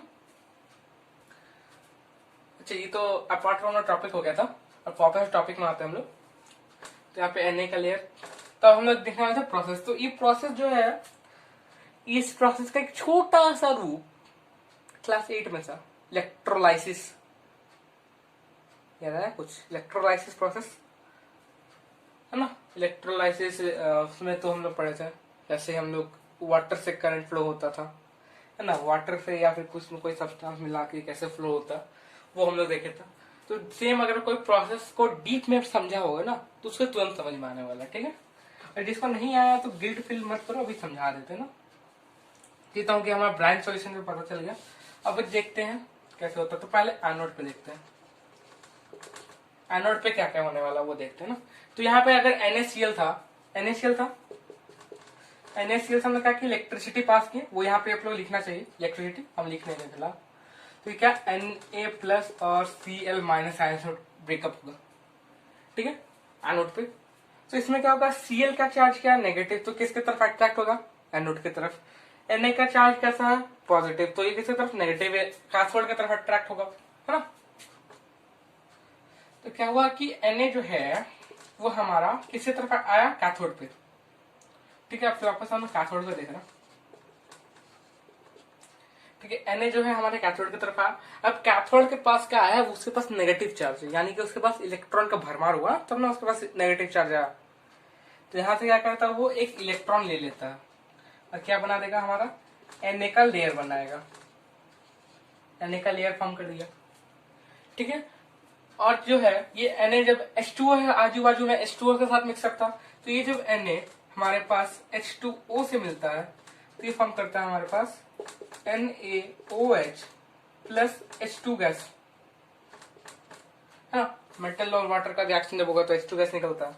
यहाँ पे आप देखिए हाइड्रोजन का फॉर्मेशन हुआ, NaOH का फ्री फॉर्मेशन हो गया। अच्छा, हम लोग अभी यहाँ पे किसका फॉर्मेशन देख लिया, Na का लेयर, ठीक है, और किसका NaOH H2 का फॉर्मेशन, 3 फॉर्मेशन देख लिया। ठीक है, और कुछ बचा क्या। अब वापस हम लोग एनोड पे आते हैं। तो एनोड पे क्या होगा, यहाँ पे देखते हैं।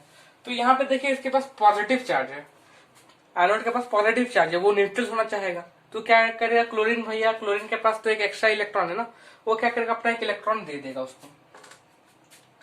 ठीक है, क्लोरीन, एक क्लोरीन, 2 क्लोरीन क्या करता है, अपना एक इलेक्ट्रॉन दे देता है, यानी कि बन जाएगा मेरा 2Cl प्लस 2 इलेक्ट्रॉन, 2 इलेक्ट्रॉन। ऐसा हो जाता है, 2Cl माइनस होता है, क्योंकि क्लोरीन तो हम लोग जानते हैं कि रिएक्टिव है, तो वो अपने साथ ही ढूंढ ही लेता है। तो किसके साथ, एक और क्लोरीन के साथ कोवेलेंट बॉन्ड बनाता है। बॉन्डिंग वगैरह हम लोग कार्बन कंपाउंड में पढ़ेंगे, कोवेलेंट बॉन्ड और आयोनिक बॉन्ड, वैसे 9th में भी था, थोड़ा बहुत था, एकदम माइन्यूट सा था। तो कोवेलेंट में क्या होता है, शेयरिंग ऑफ इलेक्ट्रॉन होता है। तो यहाँ पे वो लोग क्या करेगा, दोनों क्लोरीन क्या करेगा, अपना इलेक्ट्रॉन शेयर करके अपना बैलेंस ही पूरा करता है। ठीक है, ये हमारा Cl भी बन गया। अब Cl 2Cl यानी कि Cl2 लिख सकते हैं इसको हम लोग, क्लोरीन गैस। ठीक है, तो क्लोरीन गैस भी फॉर्म में हो गया। अब वापस से हमारा किसमें क्लोरीन, वाटर में है, क्या बनेगा हमारे पास, HCl बना देगा, बन गया सब। HCl भी बन गया, क्लोरीन भी बन गया, कॉस्टिक सोडा बना, वाटर बना, वाटर बना, हाइड्रोजन बना, Na का लेयर बन गया। इतना कुछ हम लोग एक नॉर्मल सा नमक बना सकते हैं। ठीक है, तो अब इस सब का यूजेस देखते हैं लाइन बाय लाइन। तो हम लोग देखने वाला NaCl से जो यूजेस है, वो पहले तो NaCl का यूजेस तो हम लोग समझ लिए कि उससे हम लोग बहुत कुछ फॉर्मेशन करवा सकते हैं, जैसे कि hydrogen gas, hydrochloric acid, caustic soda, और फिर बहुत सारा था यहाँ पे। फिर जो Na फॉर्म हुआ उससे सोडियम से हम लोग फिर हाइड्रोजन कार्बोनेट, हाइड्रोजन बाइकार्बोनेट है ना, वो सभी फॉर्म करवा सकते हैं। फिर सोडियम मेटल का अलग अपना यूज हो गया, वो हो गया। फिर कॉमन सॉल्ट जो हम लोग खाने में यूज करते हैं, वो हो गया एक यूजेस उसका। तो उसको छोड़ते हैं, जो से फॉर्मेशन जो हो रहा है वो हम लोग देखने वाले यहाँ पे। तो पहले तो हाइड्रोजन गैस जो हमारा फॉर्म हुआ H2, उसका देखते हैं। तो इसका फ्यूल, इसका एक तो हो गया फ्यूल। कहाँ पे यूज होता है ये फ्यूल? मेनली जो ये फ्यूल है हमारा रॉकेट्स वगैरह में यूज होता है, हाँ रॉकेट्स में यूज होता है। और वैसे H2 गैस जो हो गया वो हमारा बम्स वगैरह में भी यूज होता है ना, वहां पे जो है न्यूक्लियर रिएक्शन होते हैं, फिर उसके बाद जो है हाइड्रोजन किसमें, हीलियम में कन्वर्ट होगी, है ना। तो ये मर्जरिन, तो ये मर्जरिन भैया क्या है? तो मर्जरिन जो है वो हमारा जैसे डालडा ना, डालडा, डालडा नामक शब्द जो हमारा एक जैसे कि हो गया ऑयल होता है जो सॉलिड ऑयल हो जाता है, तो ऑयल टाइप का रहता है सॉलिड ऑयल। जैसे कि हम लोग का जैसे नारियल तेल होता है, कोकोनट ऑयल, वो व्हाइट वाला पाउच वाला नहीं, वो ग्रीन जो पैराशूट का ग्रीन या ब्लू वाला जो हम लोग का डिब्बा में आता है ना, वो वाला बात कर रहे हैं, ठीक है। तो नारियल कैसा होता है, नारियल तेल ठंडा में जम जाता है, वैसे डालडा भी वैसे ठंडा के टाइम वो भी जम जाता है, मतलब हल्का सा टेम्परेचर डिफरेंस नीचे होता है तो जमने लगता है, ठीक। वैसे तो डालडा ऑल टाइम ढक्कन गया, डालडा ऐसा ऑल टाइम जो है हमारे कैसा सॉलिड फॉर्म में ही होता है। तो बेसिकली इसको बोल सकते हैं मार्जारिन जो है हमारा सॉलिड वेजिटेबल ऑयल बोल सकते हैं इसको, ठीक है। इसके बारे में जो हम लोग जो फुल डिटेल है वो देखेंगे हम लोग चैप्टर 4 में, कार्बोनाइड्स कंपाउंड, उसमें देखेंगे। उसके बाद H2 है अमोनिया का फॉर्मेशन। अमोनिया क्या होता है? NH3, NH3 का फॉर्मेशन जैसे हुआ N2 plus H2 produces NH3, ठीक है, ऐसा बनता है। नाइट्रोजन और हाइड्रोजन को मिलाते हैं तो NH3 बनता है। उसके अलावा हाइड्रोक्लोरिक एसिड, हम लोग तो अभी तुरंत देखे थे, हाइड्रोजन और क्लोरीन को मिक्सअप किया तो हाइड्रोक्लोरिक एसिड बन गया, ठीक है। अब क्लोरीन का देखते हैं। तो क्लोरीन देखिए, पहले तो क्लोरीन को समझते हैं। तो क्लोरीन से देखिए क्या क्या होता है। पहले तो क्लोरीन से क्लोरोफ्लोरोकार्बन बनता है, क्लोरोफ्लोरोकार्बन, क्लोरो क्लोरीन, है ना। तो उससे क्या होता है, यहाँ पर लिखे भी CFC, ठीक है। और उसके अलावा PVC बनता है, पॉलीविनाइल क्लोराइड, क्लोराइड Cl, हो ना। तो PVC को जलाने से भी हम लोग का जो पॉल्यूशन होता है, पता है, ब्लैक कलर का धुआं निकलता है। तो वहां पे यानी कि क्लोरीन एक तरह से हम लोग बोल सकते हैं हार्मफुल गैस है। CFC तो ओजोन में भी छेद करता है, हार्मफुल गैस हुआ, पॉइजनस हुआ, है ना।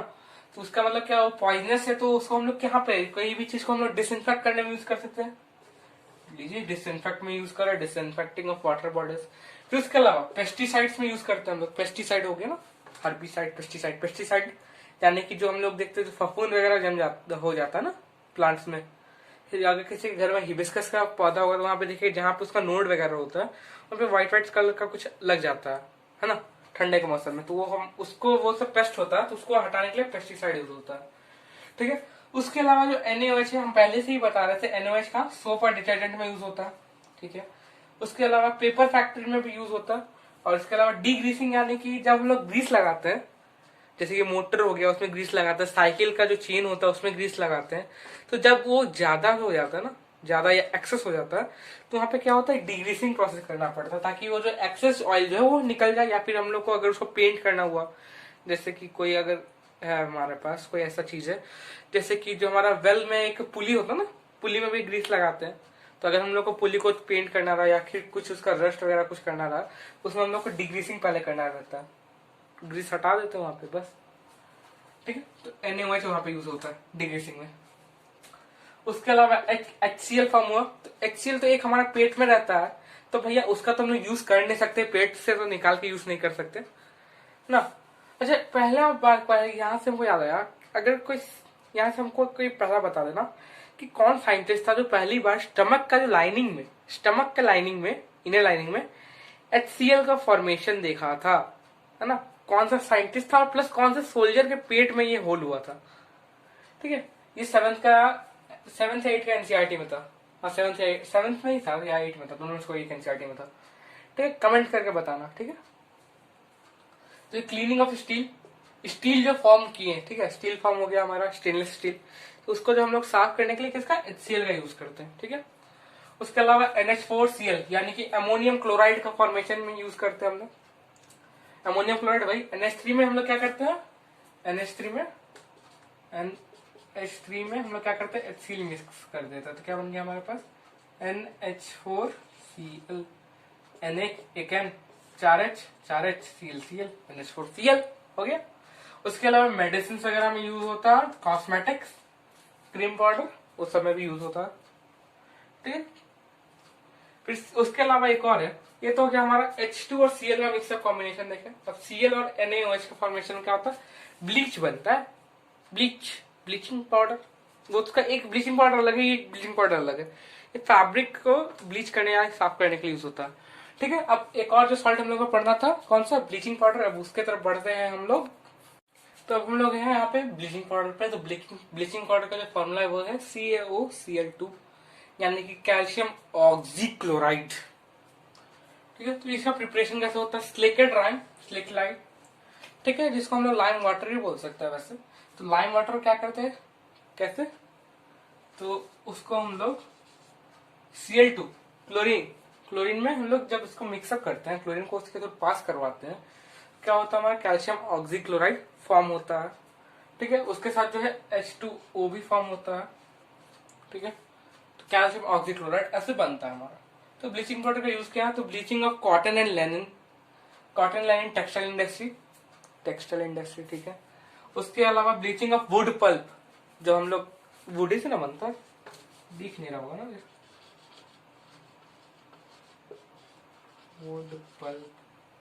वुड पल्प बनाने में यूज होता है। उसके अलावा डिसइंफेक्टिंग ऑफ वाटर, क्योंकि क्लोरीन है भैया, तो क्लोरीन का तो यूज होता है, तो वैसे। उसके बाद लॉन्ड्री में ब्लीचिंग पाउडर भैया, लॉन्ड्री में तो यूज होगा ही। उसके बाद क्लोरोफॉर्म का फॉर्मेशन में होता है। इसके अलावा और कहा एज ए ऑक्सीडाइजिंग एजेंट भी हम लोग इसको यूज कर सकते हैं। वो कैसे, देखिए, क्योंकि इसमें क्लोरीन बहुत ही ज्यादा रिएक्टिव एलिमेंट होता है, ठीक है, रिएक्टिव एलिमेंट होता है। तो रिएक्टिविटी के कारण क्या होता है कि वो कहीं से हाइड्रोजन इलेक्ट्रॉन गेन करेगा ना, तब ना उसका कंप्लीट होगा। कहीं से इलेक्ट्रॉन यानी कि हाइड्रोजन का एटम गेन कर सकता है, ऐसे वो ऑक्सीडाइजिंग एजेंट बन गया, ठीक है। तो अब आगे बढ़ते हैं हम लोग, है ना। तब हम लोग देखने वाले हैं बेकिंग सोडा के बारे में। तो बेकिंग सोडा तो NaHCO3 होता है, सबको पता हो गया होगा, स्टार्टिंग से हम बकते आ रहे थे इसके बारे में। तो बेकिंग सोडा का प्रिपरेशन फॉर्मेशन कैसे होता है, तो देखते तो हम लोग पहले कॉमन सॉल्ट NaCl लिए, उसमें हम लोग क्या किए, H2O मिक्सअप कर दिए, ठीक है, H2O पानी मिला दिए, फिर एयर से कार्बन डाइऑक्साइड मिल गया। उसके अलावा ammonia, not ammonian, this is ammonia, NH3, ठीक है, NH3 मिक्सअप किए, NH3 मिला। उसके बाद क्या बनता है हमारा, NH3 में से क्यों मिलाते हैं, ताकि वो जो है NaCl को डिस्प्लेस कर दे, डबल डिस्प्लेस, वहां से डिस्प्लेस होगा तो क्या होगा, NH4Cl बन गया, यहाँ से एक H मिल जाएगा उसको, तो H2O से एक H लेगा, वहां से फिर वैसे रिएक्शन होता है वगैरह वगैरह, उतना डीप जाते नहीं वैसे, ठीक है। तो यहाँ पे जो है हमारा एक अमोनियम क्लोराइड, ये अमोनियम क्लोराइड है, ये अमोनिया है, NH3 अमोनिया, NH4 अमोनियम, ठीक है। और हमारा जो है जो मेन रिएक्शन का जो मेन था आदमी, वो फॉर्मेशन हुआ NaHCO3, ठीक है। तो ये तो हम पहले ही बताए थे कि कोई भी मेटल है उसका ऑक्साइड हो, हाइड्रोक्साइड हो, या फिर उसका कार्बोनेट हो, वो कैसा होता है हमारा, बेसिक इन नेचर होता है, बेसिक इन नेचर होता है, ठीक है। तो अब ये बेसिक है भैया, और बेकिंग सोडा यानी कि हम लोग उसको खाना में यूज कर सकते हैं। जब ये बेसिक है प्लस वो हमारा खा भी सकते हैं, तो हम लोग का जब पेट में एसिडिटी होगा तो हम इसको टेक कर सकते हैं, यानी कि एज ए एंटासिड भी यूज होगा। बेसिक तो पेट के एसिडिटी को न्यूट्रलाइज कर देगा, है ना। और फिर बेकिंग सोडा, तो सबसे पहला यूज तो उसका बेकिंग पाउडर बताना चाहिए था, लेकिन हम एंटासिड बताए यहाँ पे। तो बेकिंग पाउडर बनता कैसे वो समझते, तो बेकिंग पाउडर बनाने के लिए हम लोग को बेकिंग सोडा में कोई भी एडिबल एसिड, अब एडिबल एसिड कौन सा हो सकता है, देखो एडिबल एसिड जैसे कि जो भी हम लोग एसिड को खा सकते हैं, तो कौन कौन सा एसिड को खा सकते हैं, जैसे साइट्रिक एसिड लेमन ऑरेंज में प्रेजेंट होता है, उसके बाद टार्ट्रिक एसिड टामारिंड यानी इमली में प्रेजेंट होता है, फिर oxalic acid tomato spinach, malic acid apple, उसके अलावा और कुछ बचा है क्या, और कुछ अभी दिमाग में आना, अस्कॉर्बिक एसिड विटामिन सी वाला, है ना। तो वैसा एसिड को हम लोग जब बेकिंग सोडा में मिक्स करेंगे तो हमारा क्या बनाएगा, बेकिंग पाउडर बनाएगा। तो एसिड मिक्स करने का दो रीजन होता है, पहला तो ये बेसिक है, ठीक है, ये बनना क्या है, बेसिक है। अगर ये बेसिक है मतलब इसका टेस्ट कैसा होगा, सॉरी या बिटर, बिटर होगा। अब भैया आपको अगर हम केक दिए, केक में जानते हैं बेकिंग पाउडर यूज होता है फ्लफी बनाने के लिए, केक हो गया, इडली हो गया, ठीक है, तो आपको अगर हम केक दिए, ठीक है, तो वो अगर बिटर टेस्ट किया, कड़वा लगा, तो आप केक खाइएगा। आपको इडली दिया, ठीक है, जो हल्का सा, जो हम लोग को सॉर टेस्ट करता है ना, हल्का खट्टा सा, क्योंकि हम लोग 2-4 दिन तक ऐसे ही रख देते हैं ना, एक दिन तक, लगभग एक दिन तक लगते हैं अलग से उसका डो बनाकर। तो अगर हम आपको वही इडली दिए कड़वा वाला, तो कैसा लगेगा, खा पाइएगा? अब करेला तो मैक्सिमम लोग खाता नहीं होगा, तो ये कैसे खाएगा ना, केक वो भी कड़वा केक, सोच के बेकार लगता है। तो देखिए और एक और जो पर्पस है वो है कि ये एसिड है। एसिड को जब हम लोग, कोई भी एसिड हुआ उसको हम लोग वाटर में मिक्सअप करते हैं, तो क्या बनाता है हम लोग का H+ आयन बनाता है, H+ आयन फॉर्म होता है ना, और उसका ऑक्साइड बनता है, ऑक्साइड वगैरह जो भी बनता है, यानी दोनों का आयंस पहले सेपरेट होता है, उसके बाद जो है उसका ऑक्साइड हाइड्रोक्साइड जो भी बना रहता है बन जाता है। तो इसको समझते हैं, ठीक आगे। तो बेकिंग पाउडर में क्या होता है हमारा वो देखते हैं अब। तो जैसे कि हम लोग लेते हैं NaHCO3 हो गया। अब हम लोग क्या करते हैं कि डो बनाने के लिए हम लोग क्या करते हैं, बेकिंग पाउडर को कोई भी, जैसे कि हमारा आटा या मैदा हुआ उसमें डाले, और उसके ऊपर से हम लोग क्या करते हैं, फिर पानी मिला के ना डो बनता है। तो पानी मिलाने से क्या हो कि एसिड हमारा पानी से रिएक्ट करके H+ आयन फॉर्म करेगा, ठीक है, H+ आयन फॉर्म किया, तो यहाँ पे क्या बना है हमारा, एक H+ आयन ले लेगा यहाँ से, ठीक है, ये एडिबल एसिड हुआ ना, खा सकते हैं, खाने में तो कोई दिक्कत है नहीं। यहाँ से जो H+ आयन हुआ उसको क्या किया, ये लिया, इसके साथ रिएक्शन हुआ वगैरह वगैरह हुआ, उसके बाद जो है ये Na+ आयन बनाएगा, प्लस CO2 बनाएगा, प्लस H2O बनाएगा, ठीक है। अब CO2 बना है, CO2 क्या करेगा, गैस है, ये ऊपर जाएगा, ठीक है, ऊपर जाएगा, जब ये ऊपर जाएगा तो डो का, जैसा कि ये डो का लेयर हो गया, ठीक है, ये एक डो है उसका लेयर बन गया। उसका क्या हुआ कि जब CO2 फॉर्म हुआ तो ऊपर जाएगा, तो क्या उसको पोरस कर देगा, ब्रेड को जैसे पोरस होता है छेद थोड़ा सा, जैसे कि हमारा ऐसे एक ब्रेड का पीस होता है, उसमें देखता हूँ जैसा रहता, ठीक है, पोरस टाइप का रहता वहां पे, ठीक है, तो वैसा पोरस कर देगा, और साथ में वो क्या बन जाएगा हमारा, वो फ्लफी बन जाएगा, जैसे ब्रेड होता है हमारा। सबसे अच्छा एग्जाम्पल तो ब्रेड ही है, जो सब देखा होगा। केक में तो केक खाते टाइम उतना कोई गौर करता नहीं उस पोरस है कि नहीं, लेकिन ब्रेड खाते टाइम सब गौर करता है, इतना तो कंफर्म है हमको, ठीक है। तो ये बेकिंग पाउडर के लिए यूज हो गया। और एक सोडा फायर एक्सटिंग्विशर, यानी कि सोडा से फायर एक्सटिंग्विशर बनता है, ये वाला सोडा से, है ना, गजब बात।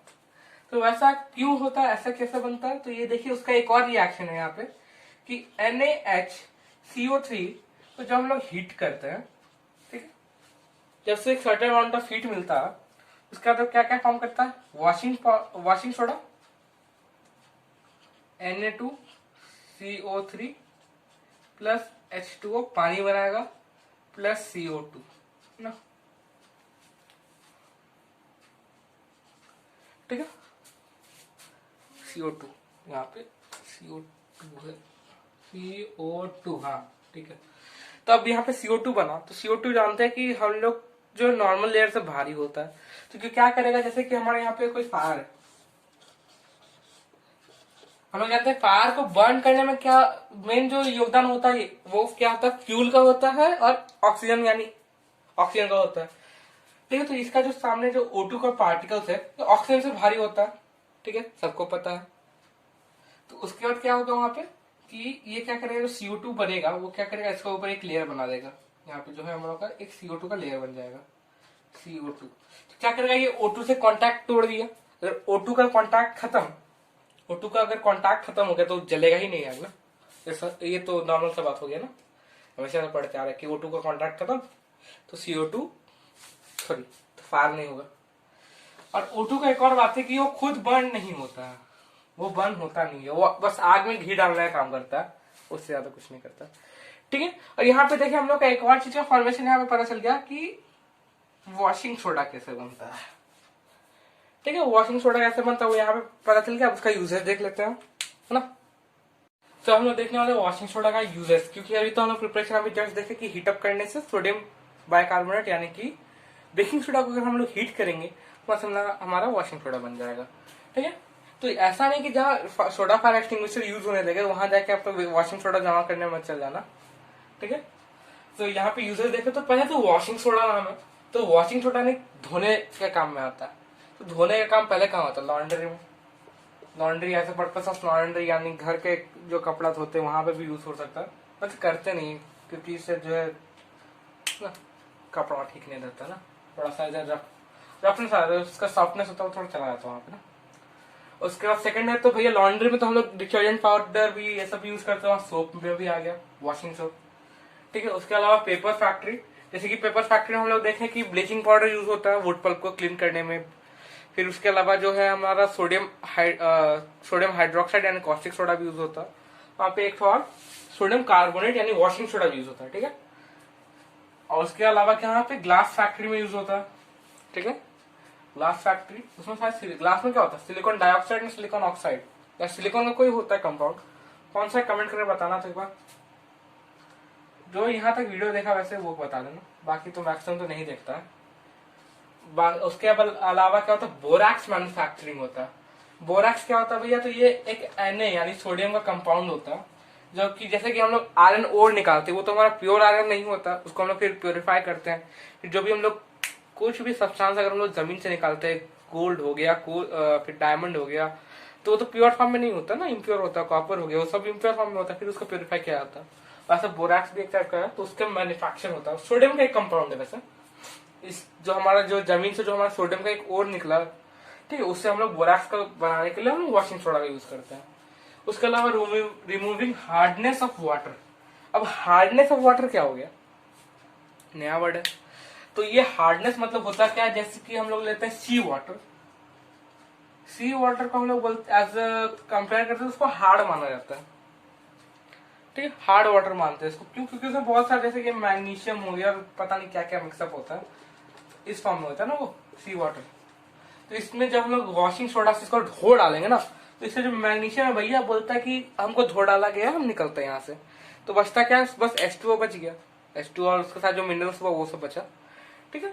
और मैग्नीशियम जो हो गया वो निकल गया, और जो भी एक्स्ट्रा जो कंपाउंड होता है वो सब निकल गया। तो यहाँ हार्डनेस यानी क्लीनिंग एजेंट भी बोल सकते हैं इसको, है ना, क्लीनिंग एजेंट हो गया, ठीक है। तो अब आगे बढ़ता है हमारा last but not the least, gypsum यानी कि POP, POP plaster of Paris, ठीक है। उसके बाद चलते हैं अब। बट उससे पहले जो है एक चीज जो यहाँ पे था कि Na2CO3.10H2O होता है ना, दिमाग में तो ये बात आ गई होगा किसी किसी का कि अभी तक हम .10H2O के बारे में यहाँ लिखे क्यों नहीं।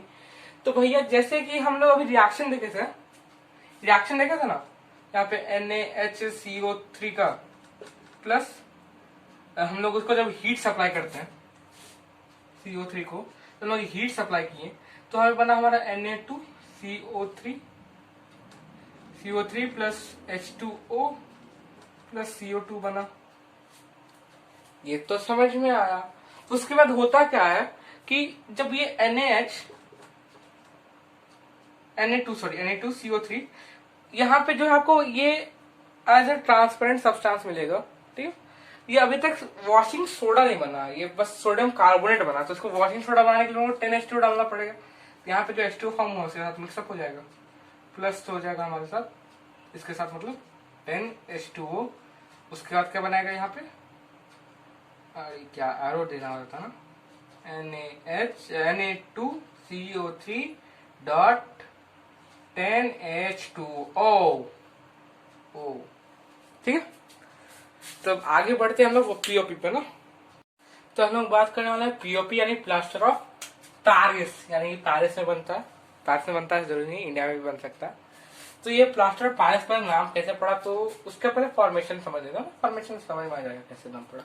तो इसको जो chemical formula CaSO4 half H2O यानी कि कैल्शियम सल्फेट हेमीहाइड्रेट। ये जो हाफ H2O है हम लोग इसका हाफ क्या बोल सकते हैं? हेमी, और वाटर यानी कि हाइड्रोजन है यानी कि हाइड्रेट है, ठीक है। Calcium sulphate hemihydrate. तो इसका जो फॉर्मेशन वो देखते हैं। तो यहाँ पे जो हम लोग जिप्सम लेते हैं, जिप्सम, तो जिप्सम का होता है CaSO4 2H2O, ठीक है। इसको जब हम लोग क्या 100 डिग्री सेल्सियस या फिर 373 केल्विन पे जब हम इसको हीट देते हैं ना, क्या होता है, ये डिकम्पोज होता है। किसमें किसमें होता है, कैल्शियम सल्फेट हेमीहाइड्रेट, और ये जो है हमारा एक और क्या है 1/3 H2O पे डिकम्पोज होगा ये हमारा, ठीक है। अच्छा, तो ये हम लोग क्या ऐसा रिएक्शन होता है, वैसे ये अगर हम लोग बेसिकली थोड़ा चीज समझ सकते हैं, इसको हम एसिड रिएक्शन पे दिखा सकते हैं, या फिर क्या कर सकते हैं हम लोग यहाँ से, कि यहाँ पे हम लोग क्या करेंगे कि दो को रिएक्ट करवा देंगे, दो जो जिप्सम है, दो जिप्सम का मॉलिक्यूल। वैसे तो ये सब जो है एक अरेंजमेंट में, लीनियर अरेंजमेंट में होता है, क्रिस्टलाइज फॉर्म में होता है, ठीक है। जिप्सम हो गया, पीओपी हो गया, क्रिस्टलाइज फॉर्म में होता है, तो उसका एक लीनियर अरेंजमेंट होगा। यानी कि जब हम लोग दो यूनिट लेते हैं जिप्सम का, यानी दो मॉलिक्यूल समझ लेते हैं, दो मॉलिक्यूल लेते हैं जिप्सम का, क्या करेंगे दो मॉलिक्यूल को जब हम लोग हीट करते हैं, यहाँ से जब हम लोग क्या करेंगे, यहाँ से दो निकलेगा और यहाँ पे हो जाएगा 3। जब इसको 2 से मल्टीप्लाई किया, इधर भी सपोर्ट 2 से मल्टीप्लाई किया ना, तो यहाँ पे हम लोग का ऐसा क्या फॉर्मेशन हो जाएगा, 2 कैल्शियम सल्फेट डाइहाइड्रेट। जब उसको हीट प्रोवाइड करते हैं तो बनता क्या, 2 कैल्शियम सल्फेट हाइड्रेट, और उसके अलावा क्या बनेगा 3 H2O बनता, 3 वाटर मॉलिक्यूल फॉर्म होता, ठीक है। तो आप पीओपी को चाहे तो ऐसा लिख सकते हो, या फिर इसको ऐसा लिख सकते हो 2CaSO4.H2O, ठीक है। इसको भी हम लोग वही पढ़ेंगे, कैल्शियम सल्फेट हेमीहाइड्रेट, क्योंकि यहाँ पे 2 है ना, जब लोग 2 को हटाएगा तो यहाँ पे हाफ लग जाना पड़ेगा ना, ये भी 2 से मल्टीप्लाई, ये भी 2 से मल्टीप्लाई, जब हम इसको CaSO4 मल्टीप्लाई में बाई 2 बाई 1 हो गया ना, तो ये 2 हो गया, तो 2a बाई, इसका यहाँ पे 2 था, यहाँ 2 कट गया, 1/2 बच जाएगा यहाँ पे ना H2O के साथ, ठीक है। वही कैलकुलेशन दिखा दिया वैसे। तो पहले तो पीओपी का जो सबसे पहला यूज है सबको याद होगा, क्योंकि बचपन में सबका एक ना एक बार हाथ पैर टूटता ही है, ताकि वो अपना छोटा भाई बहन हो तो उसको तोड़ देता है, इतना हमको पता है। जैसे कि मेरा केस में है, मेरा अपना टूटा है, अपने भाई को तोड़े थे गलती से, ठीक है। गलती से हो जाता है इधर उधर, मतलब किसी ना किसी को देखता है कि उसका प्लास्टर चढ़ा, ये चढ़ा, वो चढ़ा, प्लास्टर चढ़ता है, प्लास्टर यानी कि प्लास्टर ऑफ पेरिस चढ़ता है, तो वो बना फ्रैक्चर फिक्सेशन में यूज हो गया। फिर उसके अलावा टॉयज वगैरह जो होता है, चिकनी मिट्टी का जो टॉयज वगैरह, अभी तो नहीं आता, वो सब मिट्टी वाला जो होता था वो सब टॉयज में यूज होता था। फिर जो स्टैच्यू बनता है उसमें यूज होता है, और कॉस्मेटिक्स में भी यूज होता है। ये पीओपी कॉस्मेटिक्स में भी यूज होता है। कहाँ यूज होता है वो कमेंट करके बता देना हमको, क्योंकि हम तो भैया कॉस्मेटिक्स यूज नहीं करते है ना। उसके अलावा जो है सब हम लोग जो वॉल और सीलिंग को जो हम लोग पेंटिंग का बिफोर देखना व्हाइट कलर का पेंट किया जाता है, जिसको हम लोग के यहाँ पे तो पुट्टी बोलते हैं, आप लोग के यहाँ क्या बोलते हैं पता नहीं। तो जो एशियन पेंट्स लगाने टाइम चूना पेंट, जैसे कि मेरे घर में चूना का पेंट लगा, तो यहाँ पे क्या हम लोग यहाँ पे अप्लाई करते हैं, यहाँ पे अप्लाई होता है हमारा कैल्शियम कार्बोनेट, ठीक है, CO3 अप्लाई होता है यहाँ पे, यानी कि वो जो भी रहता है कैल्शियम कार्बोनेट, लाइमस्टोन ना, लाइमस्टोन का जो व्हाइट प्रेसिपिटेट फॉर्म का जो फॉर्म होता है वो वाला अप्लाई कर, वो वाला अप्लाई नहीं होता, लाइम वाटर से अप्लाई होता है। याद नहीं भाई, उतना हम देखते भी नहीं है, क्योंकि याद नहीं रहता है। पिछला साल ऐसे घर पेंट हुआ नहीं था तो याद नहीं हमको, ठीक है। तो कैल्शियम कार्बोनेट हम लोग चूना वाले घर में, और जहाँ पे जो एशियन पेंट्स वगैरह लगता है प्लास्टिक वाला पेंट, वहां पे हम लोग क्या क्या अप्लाई करते हैं, पीओपी को अप्लाई करते हैं, पुट्टी बोलते हैं हम लोग, क्या आप लोग क्या क्या बोलते हो आप लोग बताइएगा कमेंट पे, ठीक है। तो ये हो गया इतना यूज। अब हम लोग यहाँ पे जो एक चीज था कि प्लास्टर ऑफ पेरिस क्यों बोलते हैं, ठीक है। प्लास्टर ऑफ पेरिस इसलिए बोलते हैं क्योंकि जिप्सम से बनता है, और जिप्सम जो है स्टार्टिंग में जो है ना, जब स्टार्टिंग में जो इसका डिस्कवरी हुआ था पीओपी का, तो स्टार्टिंग में सबसे ज्यादा जो पेरिस में मिलता था, वहीं पे इसका डिस्कवरी वगैरह भी हुआ था, इसलिए जो इसका नाम प्लास्टर ऑफ पेरिस पड़ा, ना कि plaster of China, plaster of India. Made in India नहीं, मेड इन पेरिस है। वैसे मेड इन इंडिया भी बनता है, बट आज पर the name made in Paris, ठीक है। तो अब आगे बढ़ते ये जो हमारा H2.H2O, H2.2H2O.5H2O भी देखे थे, 10H2O भी देखे थे, सब वो सब देखते हो क्यों होता है। तो चलिए शुरू करते हैं। वाटर क्रिस्टलाइन मतलब कि वो जो हमारा H2O का जो गेम है उसको देखने से पहले एक जो रिएक्शन बचा था उसको समझ लेते हैं हम लोग, जो कि कैल्शियम से रिलेटेड है। जो हम लोग का कैल्शियम हाइड्रोक्साइड का फॉर्मूला तो याद होगा। इसमें जब हम लोग CO2 मिक्सअप होता है, CO2 से जब कंबाइन होता है तो क्या बनाता है हमारा, क्या बनाएगा, कार्बोनेट बनाएगा, CO2 है, क्या बनाता है, कौन सा कार्बोनेट, CaCO3 बनाता, ठीक है, CaCO3 कार्बोनेट बनाता, और उसके साथ जो है क्या रिलीज होता है, H2O रिलीज होता है, ठीक है। जब हम इसको CO2 प्रोवाइड करते हैं, जब इसमें और एक्सेस ऑफ CO2 यानी कि ये चीज है, इसमें जब हम लोग और CO2 ऐड करते हैं और CO2 मिलेगा। अच्छा इसका कलर क्या होता है? व्हाइट होता है, व्हाइट पीपीटी बनता है ना, व्हाइट, ठीक है, व्हाइट पीपीटी। पीपीटी यानी पावर पॉइंट प्रेजेंटेशन है, यहाँ पे प्रेसिपिटेट, जिसमें हम लोग एक्सेस, ये हो गया एक्सेस, यानी कि उसको जितना चाहिए उससे ज्यादा दे देते हैं। तो वापस से क्या होगा ये हमारा, वापस से हमारा, और इसमें हमारा जो वाटर है तो है ही, H2O वाटर तो है, तो ये हमारा बना देता है कैल्शियम हाइड्रोजन कार्बोनेट, ठीक है, कैल्शियम हाइड्रोजन कार्बोनेट, ठीक है। H2CO3 का माइनस होता है, Ca+2 होता है, इसलिए CaHCO3